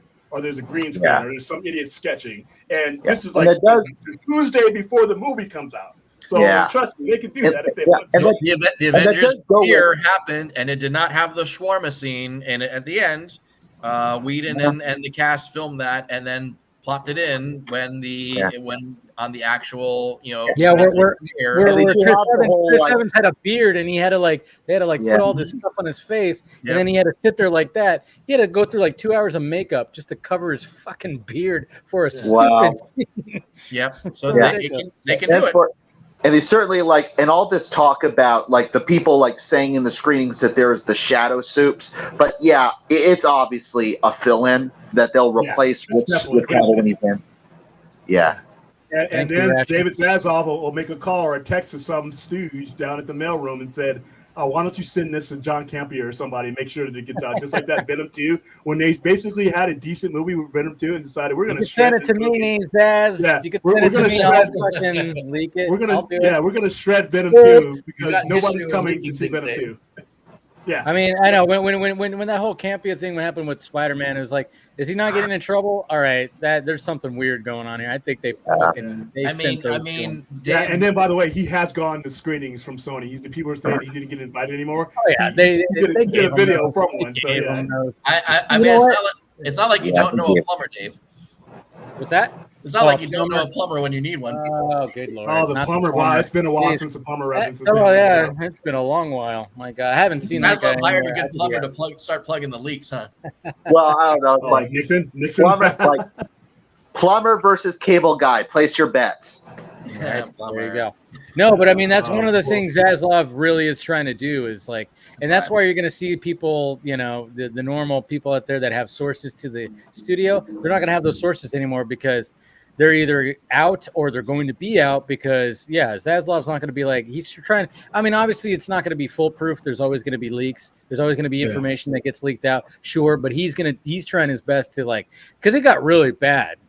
This last regime just was it's a Mickey Mouse job of running what was going on and everything. So, but Zaslav's a whole different beast where he's going to be trying to, plug every little leak. Prior to the Hall H panel for Marvel, did anyone guess or did it? I mean, I don't know this for sure, but was anyone really saying, the next two Avengers movies are Kang Dynasty and Secret Wars? So nope. Anyone know actually, there were trademarks filed the day before the comic announcement happened. So trademarks are different than an exclusive headline on THR or Variety or whatever. There was no scoopers out there going oh hey, guess what? I mean, everybody assumes Secret Wars. That's just one of those things. If you thought that was a scoop, it's a classic Marvel type. If you thought that was Yeah. Like Kang Dynasty, no one's. I was less surprised about Kang because you're not gonna. Oh, Kang is such a. Dude, that's half the scooping game right there, William. You could have did something instead. It's exclusive. Okay, hold on, dude. I think of Kang as a collector. When I think of King as a comic book collector and I see him introducing these movies, I immediately thought, okay, this guy is going to be part of a story arc because you have so much to tell with him. There's no way you could just get away with not having something built around him. So when they announced that, I'm not saying I knew it in advance, but to me that was a logical. That's great. I mean, no, I'm just saying but that's how the scooping game can work. It's like you just play off of shit and then say you fucking scooped it. I mean, I'm just the fact that wasn't scooped. That shows you like how you control the leaks. Yeah. You put out what you want to put out, but then there's leaks where you want to. Like I said, if Cavill is in the Black Adam, trust me, you're going to get some really, really clear cell phone footage that's very stable that it just gets leaked out. Not that fuzzy stuff where the guy's in front of you and the kid's crying and it's in different language subtitles. You're going to get the good shit, and it's because the popcorn guy from Sony, or not Sony, from Warner Brothers, is going to be there making sure because that's going to build a hype for that movie. There are going to be people who are. But isn't that sad though? Isn't that sad? The fact that it's like a cameo of Superman at the end, Henry Cavill Superman. No, it's sad. It's sad that they've built a litany of non-A-list characters that you have to do that. If Black Adam was an A-list character, you wouldn't have to do that. Dwayne Rock Johnson is all the movie that this money that this movie's going to make is going to be because of the notoriety of his name. I got people that come in. I got fucking Justice Society sitting right here. People don't know who that is. The general audience doesn't know who that is. So no, you have to put a A-lister in the movie in the cameo to because you put a B-list movie, and that's the problem I had with the previous regime. Fix your A-listers first before you start giving me Blue Beetle and Booster Gold. Not saying that those don't need to happen, but listen, there's a reason why the Talking Raccoon works because of everything, the infrastructure built around it. All right, and that's what they need to do. If you're going to give me the Z-listers, that's fine, but give them to me in the context that works so that they can be successful, so that we don't have Howard the Duck type situations or really good movies like the Suicide Squad or good movies like that are good, but they're out in the ocean with no support. So they have to. It's sad, and you're right. It's 100% sad. But hey, you gave me a C-list main eventer, so now I have to bring in the guy with the chair shot to save the match. We're at a point where general audience, like both fans and general audiences, are expecting and wanting this serialized storytelling done over movies. Like, I mean, us when we all grew up, like it was basically Star Wars was the only serialized storytelling you had in films, and another trilogy here and there. But like by and large, everything was standalone films. But now, like, we got a conclusion to the Nolan Batman trilogy. We got a conclusion to Cap and Tony's story arc in Avengers Endgame. We got a conclusion with Game of Thrones by the end of season 8. We got, and so I think audience come to expect, like, if you're going to start a story, plan to finish it, which is to your point, William, like the Snyderverse we never got to see any kind of level of conclusion. If there is, I mean, we know from Zach's storyboards that Ben Affleck's Batman would have had a conclusion. Henry Cavill probably could have kept going as Superman for a little bit longer beyond that, but like we never got to see the end of that story arc, the end of that resolution. So, so I think audiences, I wouldn't say the audience, I think audiences want that. I think they gravitate towards that. We as fans, because we know this stuff from the comics and from whatever else, we assume that's part of the mix or that's what we want. Well, it's in the DNA. Like, general audiences are caught up to that now, is what I'm saying. Yeah. Well, if you look at comic books in general, especially DC, the expectation is Batman, Superman, Wonder Woman. So you either meet the expectation or don't take your job. 2, the connected storytelling is literally built into the DNA of what DC is. These characters, 63% of characters in comics at one time were tied to those 3 or 4 characters, and those characters were used to propel and elevate those other characters. That's the way the storyline works. It's not a new invention. It's just an invention that's being recognized now. But the connected storytelling, especially now with the volume of money, you ain't making the volume of money that these stockholders want with standalones. I'm happy that you made a lot of money with the Batman. Guess what? I'm going to hold my breath for another 3 years till you give me another one. No, in the interim, you need to be cashing checks and opening up bank accounts in a way that only a connected universe can. All right, it is a business model that's been around for 80 years. Let's not break let's not fix what's not broken. You know what I mean? Yeah, exactly. I agree.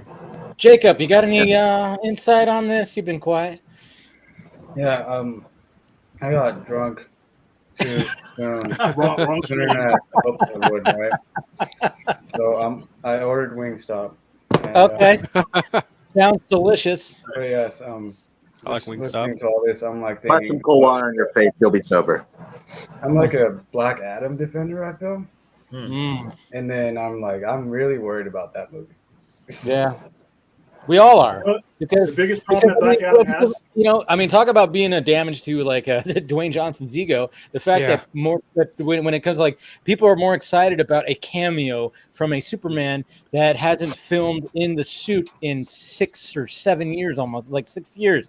It's just pretty crazy that people are more banking on that than they're excited for your actual movie as a. I'll say this CBM.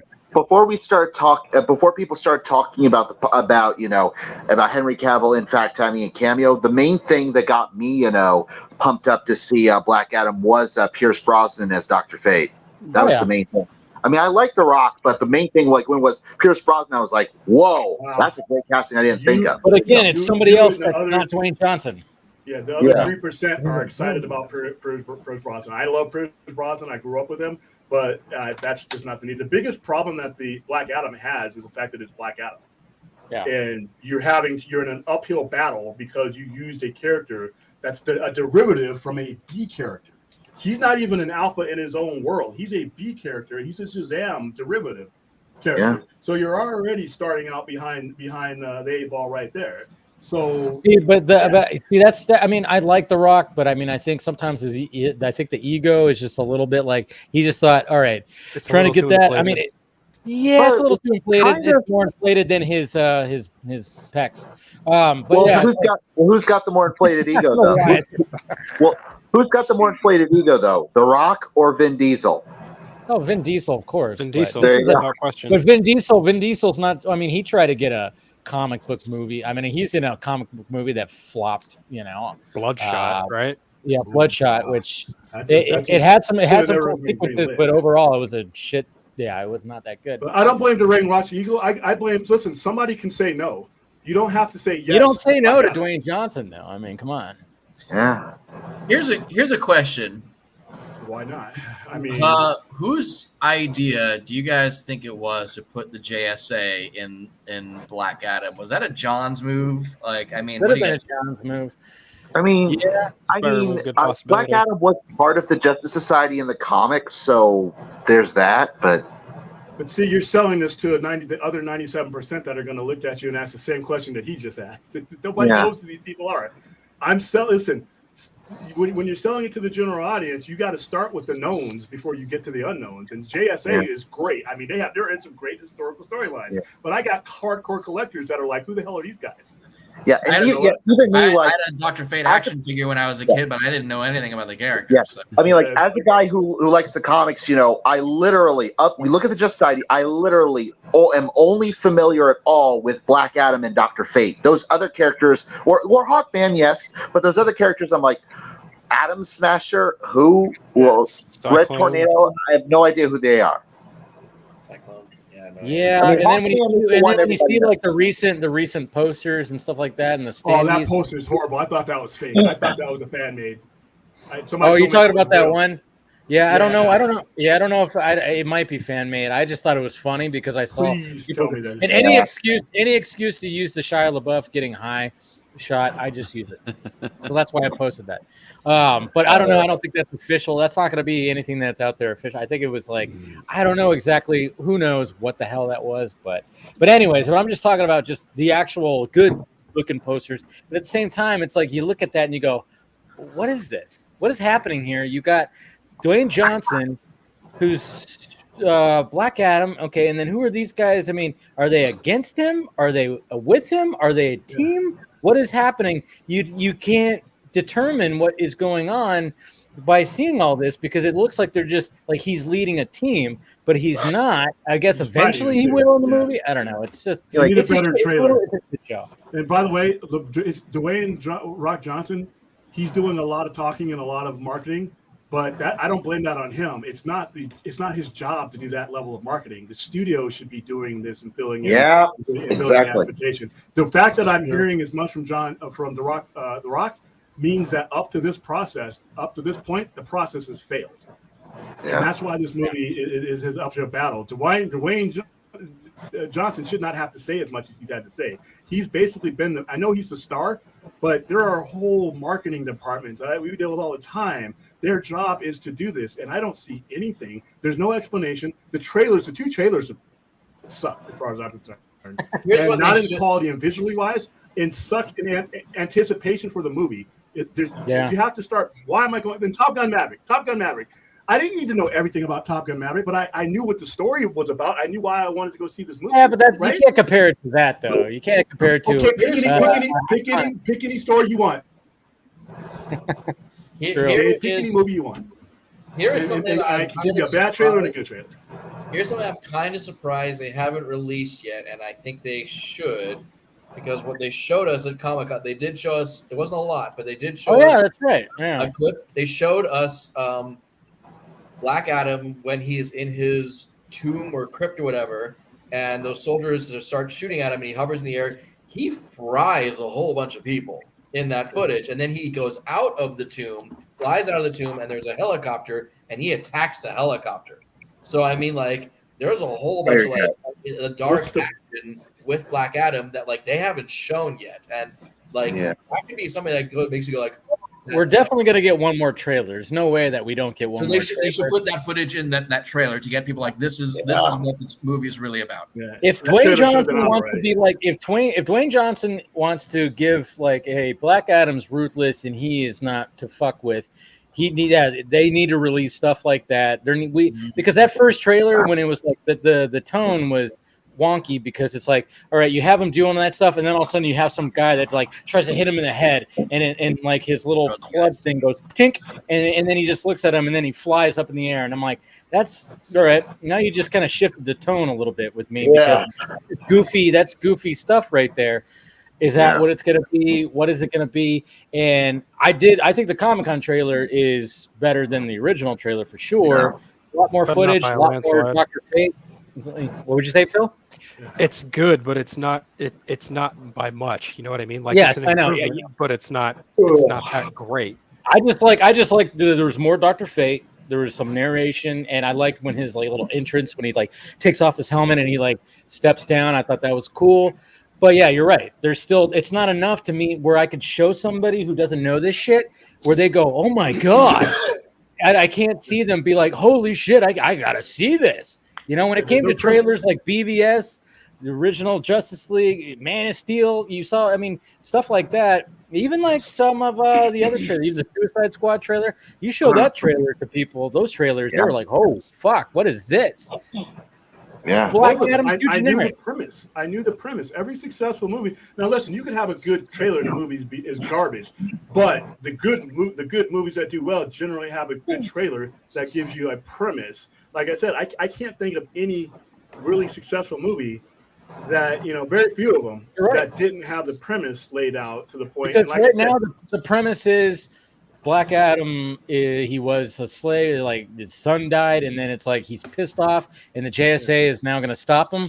But it seems like there's a villain that we haven't seen yet. There's another villain that's within this story that we haven't seen, and I don't know if they're going to, if the next trailer is going to really, hit the plot hard. They probably need to. He's on a toy release, maybe, but no, what's his name again? I forgot his name. Sabak. Sabak. There you go. Yeah. Hierarchy. But you got to educate people on this because, like I said, that's a problem that I think Suicide Squad had.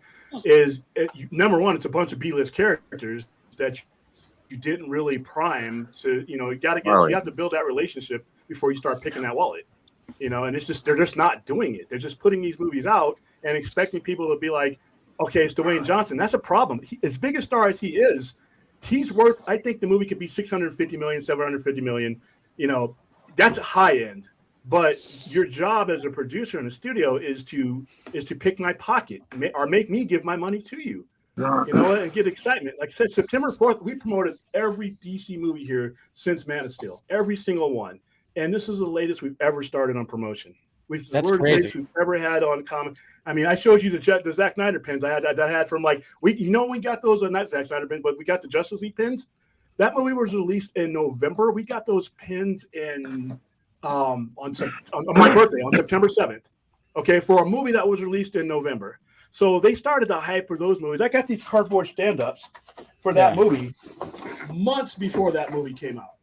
All right, but here we are, September 4th. The movie comes out next month, and everything I'm seeing is coming from him, and that's not his fault. That's the bad management at this point. They're out of money, man. They're out of fucking money. That's the thing. You know what? Though, when I hear that, I'm like, come on, dude. Zaslav could take off one of his shoes and shake that out. The budget for those things does not come from on-hand cash that they have. The budget for those things are leveraged by other companies. When you sign production deals and back-end deals and things like that, and residuals and things in interest deals, that's covered. So when people say that they don't have enough money to do this or that, that money's already there. That money was there before the merger even took place. That money is already, it's like being in escrow. So they have the money. They just don't have the organization. They don't have the organization. They don't have the strategy. And unfortunately, you have a new guy that's coming in. This movie was already on the skids before he even got there. So he's handicapped. But Doug, do you have anything to say about like when it comes to No, I was just I understand Danny and The Rock trying to get Henry Cavill for this movie because you want to work with the best and bringing an A-lister makes a lot of sense for him personally and for Danny. But I've always questioned the complete and total lack of connection to the Shazam universe. I mean, a movie that yes. I mean, something. They're in the same building. They're in the same building. I mean, at Comic-Con, how do you not? I mean, Dwayne Johnson coming from wrestling, how do you not do any kind of like a weigh-in type thing where they're facing have the two of them walk on stage from opposite ends of the stage at the same time, and they go right up to each other, and they go right close and stare each other down. That's and how then you have Zachary Levi start like going, and start doing his shtick where he's like nervous and going, oh my, and being awkward, but he's trying to be tough. It would have worked. You could have had your Civil War announcement moment with your two leads there facing each other off and one pushing the other. You could have had that, and they just it would have cost you nothing because you already have the actors already there. Yeah, DC Films had to make that happen. They had to make that happen. I mean, you're weighing for any fight. I mean, the two guys facing off in the middle of the stage. Yeah, they could have had something funny like that where they, stood on a scale and then they're like, oh yeah, you weigh, 2,100 and something pounds or something like that. I don't know. Yeah. They could have had something where it just would have been a whole game. Like the Rock likes everything about Black Adam except that he's a villain to Shazam. Right. I think so. I think you're right. Weird. I think you're right with that. Isn't that weird? Yeah. But have them try one up each other and just do shut up, Billy. Or something could have done something. There could have been easily done something. I mean, and they just didn't do anything. And it was just like The Rock. He did something. He was in the costume. He was on a platform that had lightning and stuff like that. They spent money on that, but there was just for Dwayne Johnson, nothing for this guy. Yeah, it's just. Are we actually going to see something with these two or not? Even Zachary Levi, I think he was asked a question at Comic-Con regarding Black Adam. He was like, I don't know. Next question. It's like, what? Yeah, that was hilarious. What? That's disorganization. That's mismanagement. But the good news is those guys are gone. It's going to take a long time for Zaslav to clean the shit off of his shoe that he stepped in when he first entered the corner office. But a lot of this decision-making was done, and we're already on the runway now. I mean, like I said, before the merger was even complete is when you needed to have your marketing plan ready for all these things. And they just didn't have it. They think that their strategy for the past 9 years, especially the last 5 years, has been no strategy at all. Let's work around. We didn't want to deal with the main alphas that we screwed up and the people that made those characters. So let's work around those characters. That's how we even get things like Wonder Twins. That's how we get talk like Blue Beetle. And nothing against some of those characters, but the only reason we're getting those characters is because you messed up things and you don't want to deal with the alphas. And the problem there is once again, the expectation doesn't change just because your situation does. And we'll go back to what I believe it was Colbert said, that if they had given us Man of Steel 2, we would have been satisfied enough that while there would have been a push for the Snyder Cut, it would not have been as vehement and intense. And yet they didn't push for any Man of Steel. They didn't give us any Man of Steel 2. They did not return Chris McQuarrie's calls in particular. and no, and they've dealt with they've had the faced consequences ever since. Hey Dave, real quick. What? There's a guy in there that I don't know if you can pull him up that says if they had the money, they wouldn't be canceling every expensive movie. No, that has to do with debt management. When you acquire a company that has that much debt, in order for your stock not to dissolve and devalue and your credit rating to fall, you have a certain amount of time that the law gives you to mitigate debt. And you got certain rules that affect certain things that you can cancel. It has nothing to do with the on-hand cash that they have because they came in. They had enough to buy the company and assume that they have the money. But your creditors, your stockholders in the stock market, they're all looking. You have to have a debt management plan. It's like Netflix. People compare it to Netflix. Netflix was $14 billion in debt. But there's a difference between acquired debt and accumulated debt. Netflix had a debt plan, repayment plan in place before they even built the debt. Whereas Zaslav's company acquired the debt. So cutting things has more to do with managing that debt than it has on-hand cash. They have the money. That has nothing to do with what they're cutting. They accumulated $43 billion of debt after they paid $46 billion for the company itself. So the cutting has nothing to do with whether they have money to do things or not. It has more to do with You're right. There's some crazy logistics when it comes to all this stuff, and I don't even understand. We all try to understand it, but we're never gonna fucking understand it. We're just never gonna make no mistake. They have the money.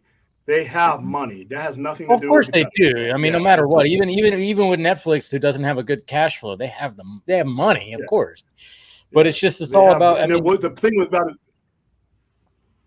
Go ahead. No, go ahead. You go.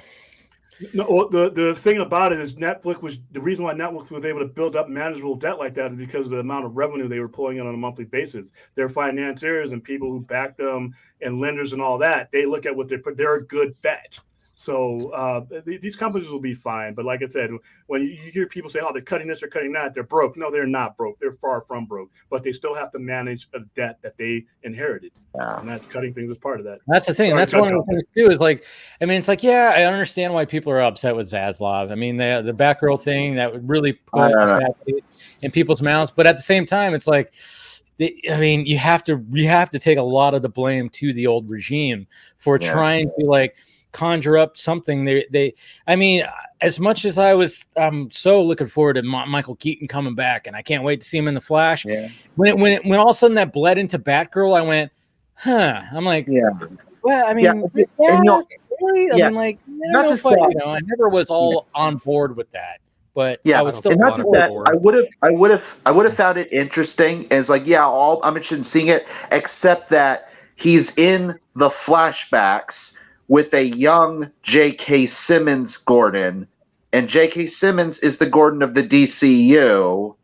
That's the part of the problem with the old regime's thinking was that it doesn't matter what actor is playing the character; people just love the character, which is not wrong by itself. It's both. Like people are gonna be like, why is this the same version that we saw interacting with Ben Affleck's Batman, but now he's interacting with Michael Keaton's Batman? That doesn't make any sense. Like, and then you can't just have the same mentality that you had when it doesn't matter if Val Kilmer is playing Batman and is interacting with Pat Hingle. Like general audiences are more savvy to that kind of stuff now. Than they used to be, and there's a greater degree of investment in these versions of these characters interacting, having that consistency with your cast.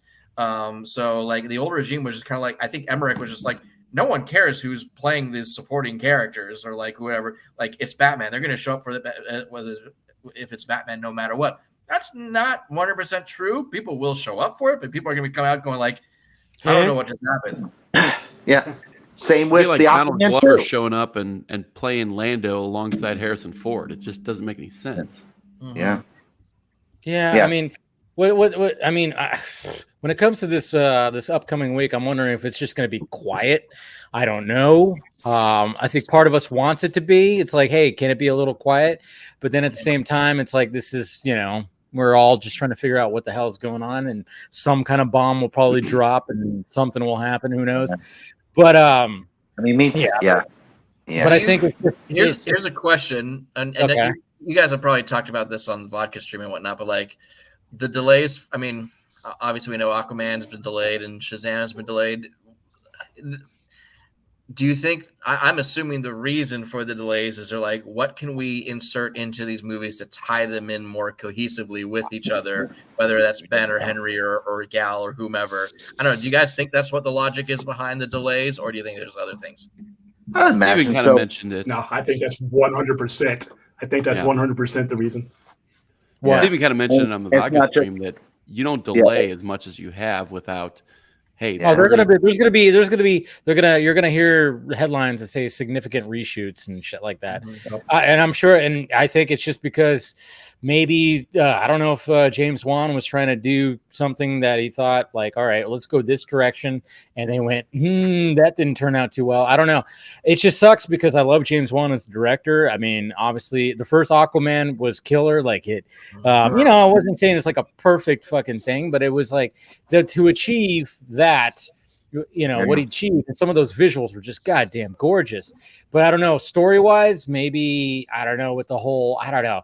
It's just I've heard things too when it comes to like I've heard, oh yeah, it's a mess, and but we always hear that mess, all that. It's always like the common thing when it comes to like these movies. So, but yeah, there's definitely. I mean, you push it back. I mean, fucking hey. I mean, it's not this Christmas; it's the following Christmas. Like, wow. That is a long time. Yeah. Yeah, you do not delay it that long. You do not delay it that long just because of Avatar 2. No, you delay it that long because it's a change, because there's a significant change of plans that you need to deal with. Well, that, and it gives you marketing breathing room too, which is what they do not have right now. All these movies are coming out at their previous schedules are coming out in a manner to where they weren't going to be properly promoted. They don't want to have another Shazam situation that they inherited. If they're going to do these movies, they need ramp ups to them, and I'm pretty sure there's a marketing strategy along with the story change that that hopefully makes it work. So, like I said, I'm positive about the decisions. Would I want to see these movies sooner? Yeah, but I want to see the best possible product that they can put out. That's what I'm waiting for. In the meantime, if you want to satisfy our DC cravings, give us the haircut. Yeah, that's always out there too. And if the thing is, if they weren't doing what they're doing right now, rebooting the thing would almost take longer. Yeah. Like if they were just to stop everything and say, like, you know what, we're just going to release these movies as they are, hit the reset button, get a whole new cast and all new creative teams behind these projects, it would be a long stretch before we see. Maybe we'd probably get a Matt Reeves Batman 2 before we get any kind of connected universe. Before all that, and just mail it in at that point. Just mail it in at that point. And Matt Reeves doesn't sound like. I mean, I'm sure he's putting things together for the script, but like he's going to take his time. He's going to make sure he gets it right on his end. So what do we do in between that? You know what I mean? And then you're talking about Penguin Joe. Oh, wow! Penguin, let me put down my headphones and run right to that, Dave.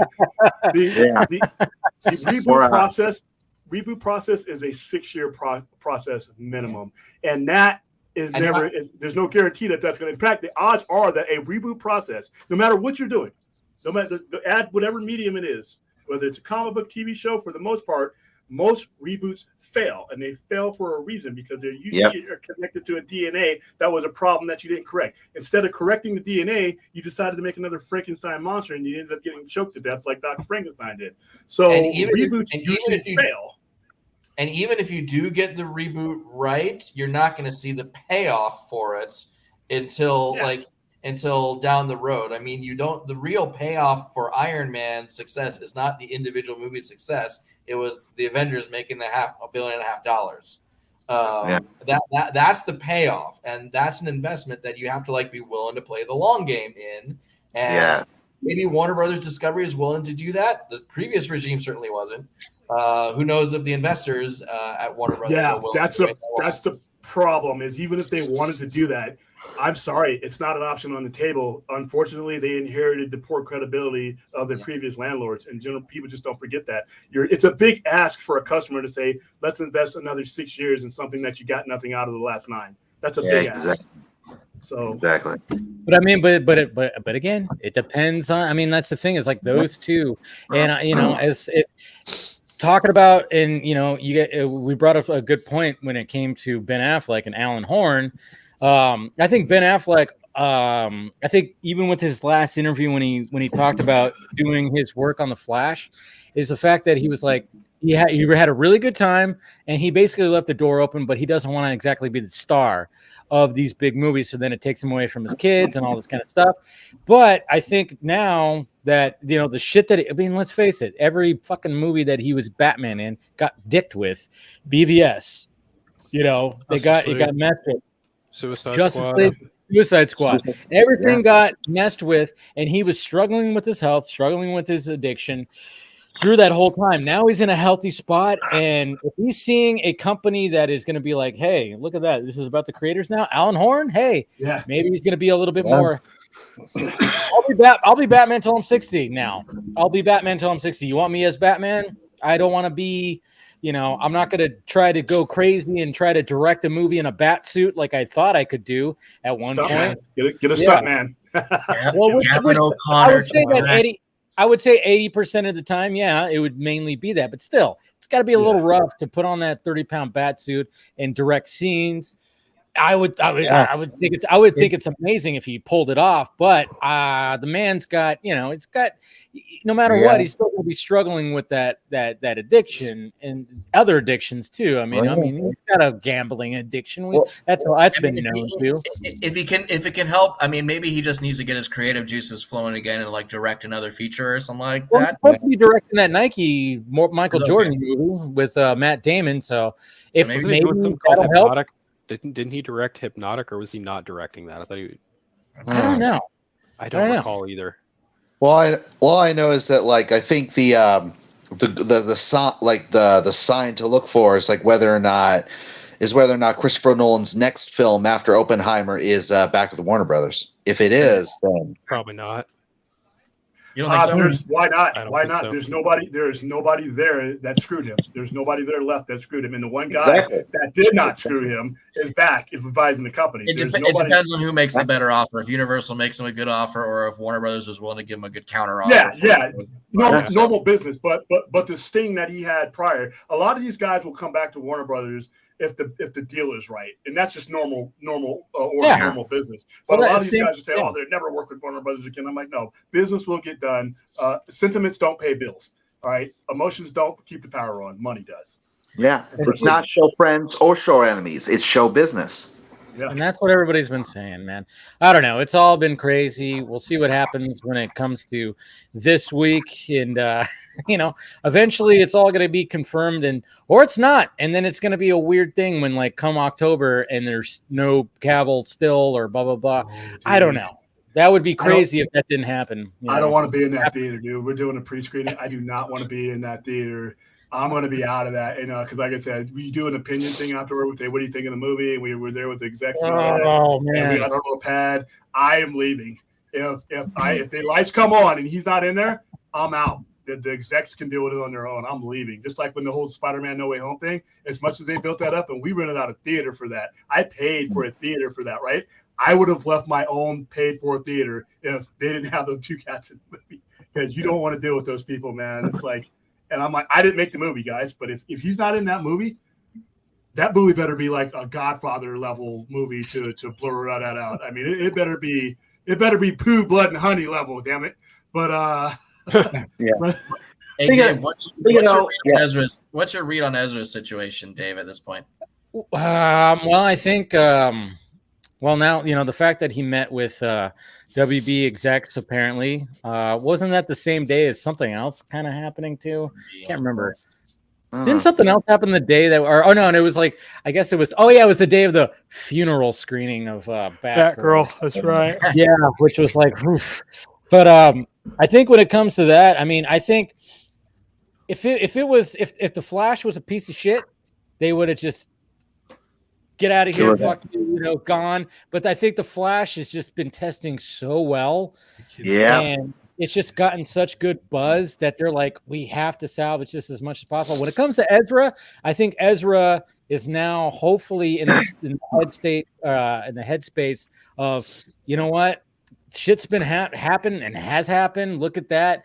And I need to make sure that I am primed and ready to, if it does happen and I do press, I got to be in the right, you know, my career is on the line here. I mean, I'm a character that I love playing, and I love the character, and I worked with one of a comic book writer to write even a script, to help write a script, worked with Grant Morrison, worked with all these different writers.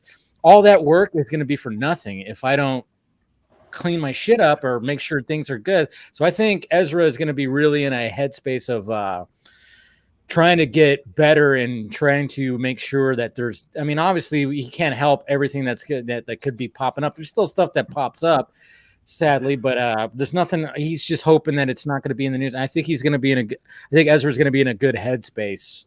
Do you think WBD? Yeah, me too. WBD knows about this stuff. The stuff that happened on May 1st. What usually happens in a situation like that is there's a full disclosure meeting, especially if there's future projects on the line, because they have to know, because you could get sued as a performer if you're doing things like that and endangering. So there's usually they know pretty much even the stuff that we don't know and we're jumping up and down about. And guess what? When does the movie come out? July of next year? June. Okay, June of next year. June 23rd, I think. Something like that. I keep saying this over and over again. The general audience exactly care about this. They don't care. All right, they don't even know. I get people walking up. I wear this shirt. This is my work shirt. They think it's a Flash shirt. They think it's the Flash. Okay, people, the general audience who's going to make or break this movie, is not hanging around Twitter all day. They're not on these little screens. They don't care. Exactly. Oh, Johnny Depp was a mega star. All right, I love Ezra Miller. If you're watching, I love you. But the level that Johnny Depp has ascended to is much polarizing than Ezra Miller is. And Ezra Miller, I mean, I'm sorry, nobody's going to care. Like I said before on my stream, we have a different connection to these people than the people who morally think that we should have different connection. Case in point, Deshaun Watson has 21 cases that he had to resolve, right? He signed a $238 million contract. That's literally what, $10 million for every accusation, pretty much. And guess what? The dog pound will be there in the cold snow with the little rubber dog mask on, rooting for them. The connection that the audience has with people is their performance, because that's their job. Now, if bodies start turning up, that's different. But where he is at right now, you can't expect people, because it's just the law of nature. We're in it for what they can do. Can they put that ball in that hoop? Can they get the ball past the end zone? Can they get into the end zone? Can they win my bet? Can they make it so I can buy those championships T-shirts? That is my connection. And when Kobe Bryant was going through all that stuff, there was a process involved that there's a legal process that I'm not part of. And if that legal process goes a certain way, fine. But as far as all the accusations going on, in 2004 NBA Finals, are you putting that ball through that hoop? There's a group of 12 people that are going to decide the other stuff. But people think there's a connection beyond our job. Your coworkers, when they leave and clock out, do you give a rat's ass what they're doing? Unless they're John Wayne Gacy and they got bodies under the house? No. If they're living their normal lives, you don't care. Wow. All right? The connection begins when they're on that screen. About you, William. This is what I love about you. When he says stuff like that. There you go. Like a lot of. There you go. So is Ezra gonna? So do you think there's a good chance, like if he behaves himself and he does what Warner Brothers Discovery more or less wants him to do, you think he'll still continue on as the Flash? I think they'll just say, we're done here after this. But we're in good. What's that? Yeah, they use non-binary pronouns. Ezra Miller does not identify. No, exactly. If the general audience doesn't know or care about what Ezra Miller's been doing or whatever, then the Flash is going to do very well. And if it does very well, they're going to keep him. Period. Yeah, I don't care what an exec says today. Things change. Never hold somebody by prisoner of the moment when circumstances change. So, say for instance, the Flash pulls in $1 billion. Trust me, if you're going to bring him back, and if he's a big part of why it's being $1 billion, like I said, money talks, bullshit walks. People can whine on Twitter all they want to. Pay your rent with Twitter whines, right? Pay your gas bill with hashtags. It doesn't work. There's no coupons for that. All right, so it's results. Results matter. It's something that the film enthusiasts on social media need to accept. Is something that the political enthusiasts who have been blathering about, the Ezra Miller thing, need to accept that the general public doesn't know about this stuff and doesn't care. Period. Yeah. By the way, they probably never even heard of the name. Like Ezra, that's a name. Yeah. I mean, that's a unique name. They probably haven't even heard of that. You know, he's kind of a that guy actor for them right now. He's a peripheral guy for them. Yeah. Yeah, I don't know. It's all very interesting. Yeah. By the way, William, you mentioned earlier since earlier you brought up No Way Home. I'm curious, who else has anyone here seen the extended cut, the more fun stuff cut? I'm not paying extra money. I paid too much money to see this movie when December. I am not paying 1 more cent for 11 minutes. I went last night. Well, yesterday was $3 tickets for like National Theater Day, so that was how I justified it too. Okay, there you go. I went today with my sister because we do our typical like hangout at the movies. So like we went to see it. So like it's pretty good. I mean, like it was pretty well. Are you asking what it was, or are you just or do you want to talk about some of the scenes in there? I'm just curious, our general thoughts about it. You know, what you like about it, what you don't. Did it make it better or anything like that? It was just more stuff. Is mostly stuff related to like Midtown High, and like and like additional stuff that was around that with the rest of the school learning about Peter Parker being Spider-Man that's not even worth $3 for me. Well, hold on. Well, there's also that's kind of surprising actually. I won't spoil it, but there's sort of like showing more of a retroactive effect of people forgetting Spider-Man than I realized. Yeah, and there's more. There is more stuff with Matt Murdock. I'll say that, and there's more Matt Murdock, and there's extensions of the scenes between the 3 Spider-Men, which are pretty solid. So there's this invention with this little red TV on it with a little arrow on it called YouTube. I'm pretty sure that all that's going to end up. I mean, $3, that's a bargain. But if I know people. The way I look at it, because I thought about seeing it Thursday because there was no other like movie, and I was like, no, fuck it. I'm like, I don't need to pay another ticket to see 11 minutes. I mean, if it was something that was going to be significant, I was like, it's not going to be the same vibe as it was the first time when I went opening night back in December when it was just like. It was just amazing. Everybody was just going, cheering. There's not going to have that. Why am I going to I'll catch it when that comes on Disney Plus or DVD. I don't know. Whatever. Do you know if it's coming to? This is what we did. This is why I will not pay 1 more cent for. I don't care who's in it. We've had tickets printed out. We had people dressing up. I had like 20 Doctor Stranges there. RJ Marvel Mania, he was there. I had people dressed up like 20 Spider-Man, and it was tremendously expensive, but it was probably one of the top 10 most fun times I've ever had at a movie theater. But that's enough. That's enough. What were you going to say, Jacob? I mean, do we know if the extra footage is going to home video or streaming? Of course. It's got it. It's got it. Re-release. Yeah. They're trying to get as much friggin' money as from, which is fine. Do it. That's, I guess, but they're definitely going to do that. Glow in the dark version, just like Zack Snyder. By the way, a movie that nobody wants to see, but yet they really keep releasing it, and it sells out everywhere I go. I didn't get my hands on Glow in the Dark. I wanted to Glow in the Dark. I got to go on Amazon now. Yeah. It's all over the place. Yeah. They just keep on doing it. But I think this could be a good place to wrap it up here, guys. And as always, I know it's Sunday, which doesn't feel like it, but I know some people have the day off. I don't know if you do, William. Probably not. I have every Sunday. Well, I have Sundays off from everything else because I took them all off for Game of Thrones. So, nice. Wow, did you actually put it in as like that? I got to take Sunday off because of Game of Thrones. Yeah.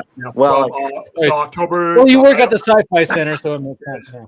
I don't do it. I don't do it Sunday till October 30th. That's my next Sunday away from. Well, nice. Same here. Like the moment I was offered a job at the Walmart, I said, my only request was I want Sunday off. They said fine. Now for me, it's more like because church, but still. They said yes. Dude, I was in management at Walmart. I asked for Sundays off. The manager got up behind his desk. Religion. And pushed me out the door and closed the door. Yeah. There was a guy that what's the one holiday off? They got Rosh Hashanah. Well, I will say this. And on that note, if they're not known for being that easy, I mean, I would imagine it was because it was during the whole pandemic thing. They needed to hire people, so I said my only request is Sundays off. He said, "You have it." You got the good Walmart. You got the soft and cuddly Walmart. I got the good Walmart. Is there such thing?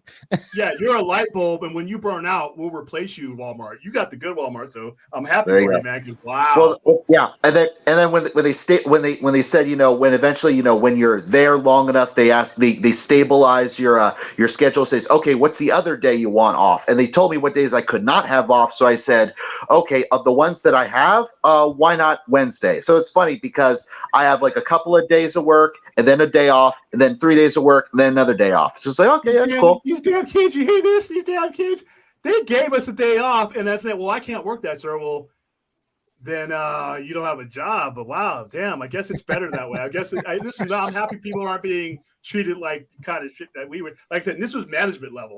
I was writing schedules and was told, I'm scheduled on Saturday. What's going on, guys? So that's got to be a mistake.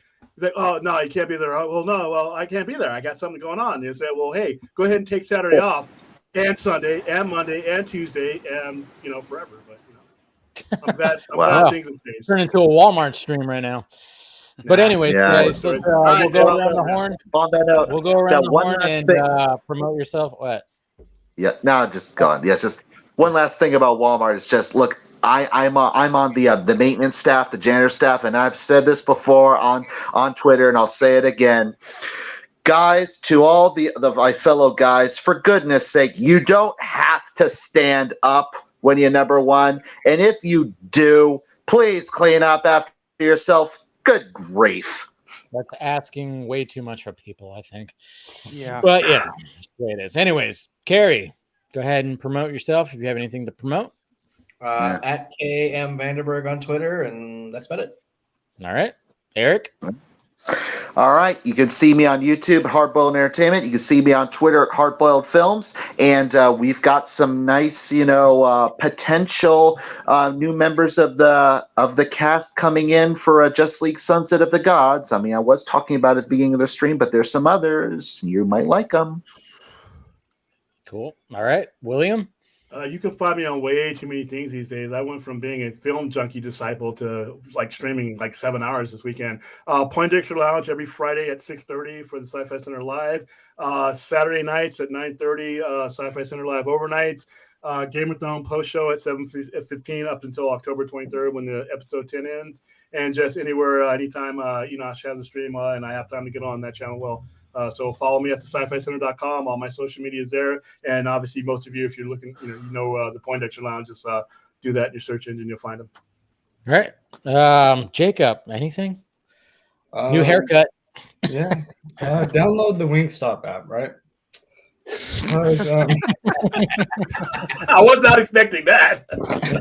That's a good promotion right there. Yeah, it was kind of quick and no service fees. I only tipped the driver and paid for the food. They gave me Dasani water, but it's water. So who's that? That picture that's behind you. What is that? That looks cool. It's Joker picture. Joker. Arkham That's Origins. Joker from Arkham Origins. Yeah. Cool. From what? Arkham Origins. Okay, sweet. It's a good picture. Yeah, I've seen that before. It's really good. Philip. Well, I've been sick all week, so I wasn't on the Four Nerds, and I didn't have any of my podcasts do anything this week. But if you guys want to listen to them, just search for The Eternal Night or Superhero Stress on iTunes or Podbean. And like I just mentioned, I'm also on the Four Nerds usually every Thursday, except this last week. And sometimes you can catch me on the Nicotina Show every Monday and the ACS Universe every Friday. And sometimes here every once a month. Whenever Dave has these awesome Patreon streams. All right. Oh, yeah. And then we got Doug. At Doug Verby on Twitter. Thanks, Dave. Good chatting with all you guys. Yeah. For sure. All right. Well, thank you guys. You guys are awesome. Thank you for supporting the channel. Love the Patreon community. Like I said, if you guys want to join, be a part of it, it's good. I try to, post random things when I hear stuff on Patreon, and hopefully I'm keeping you guys at least, up to date with some of that stuff. I know it's funny when I post things, and I love it when I get messages from you guys. You're like, whoa, well, wait a minute. It's like, yeah. It's always a fun time. Like I said, I'm not trying to be a scooper or anything like that. I just have a friend, and other connections too, where occasionally I'll be like, hey, what's going on over here? But especially I have a buddy that I just talk to who's very much in the biz, and he just says, "Oh, I heard this. Is it always true?" No. It's just I'm not. And again, you always have to take it with a grain of salt, but I just try to relay stuff that I hear and everything like that. But it's always a good time. But anyways, guys, you guys are awesome, and you guys have a good rest of the night. Everybody else in the chat also too. We will talk to you later.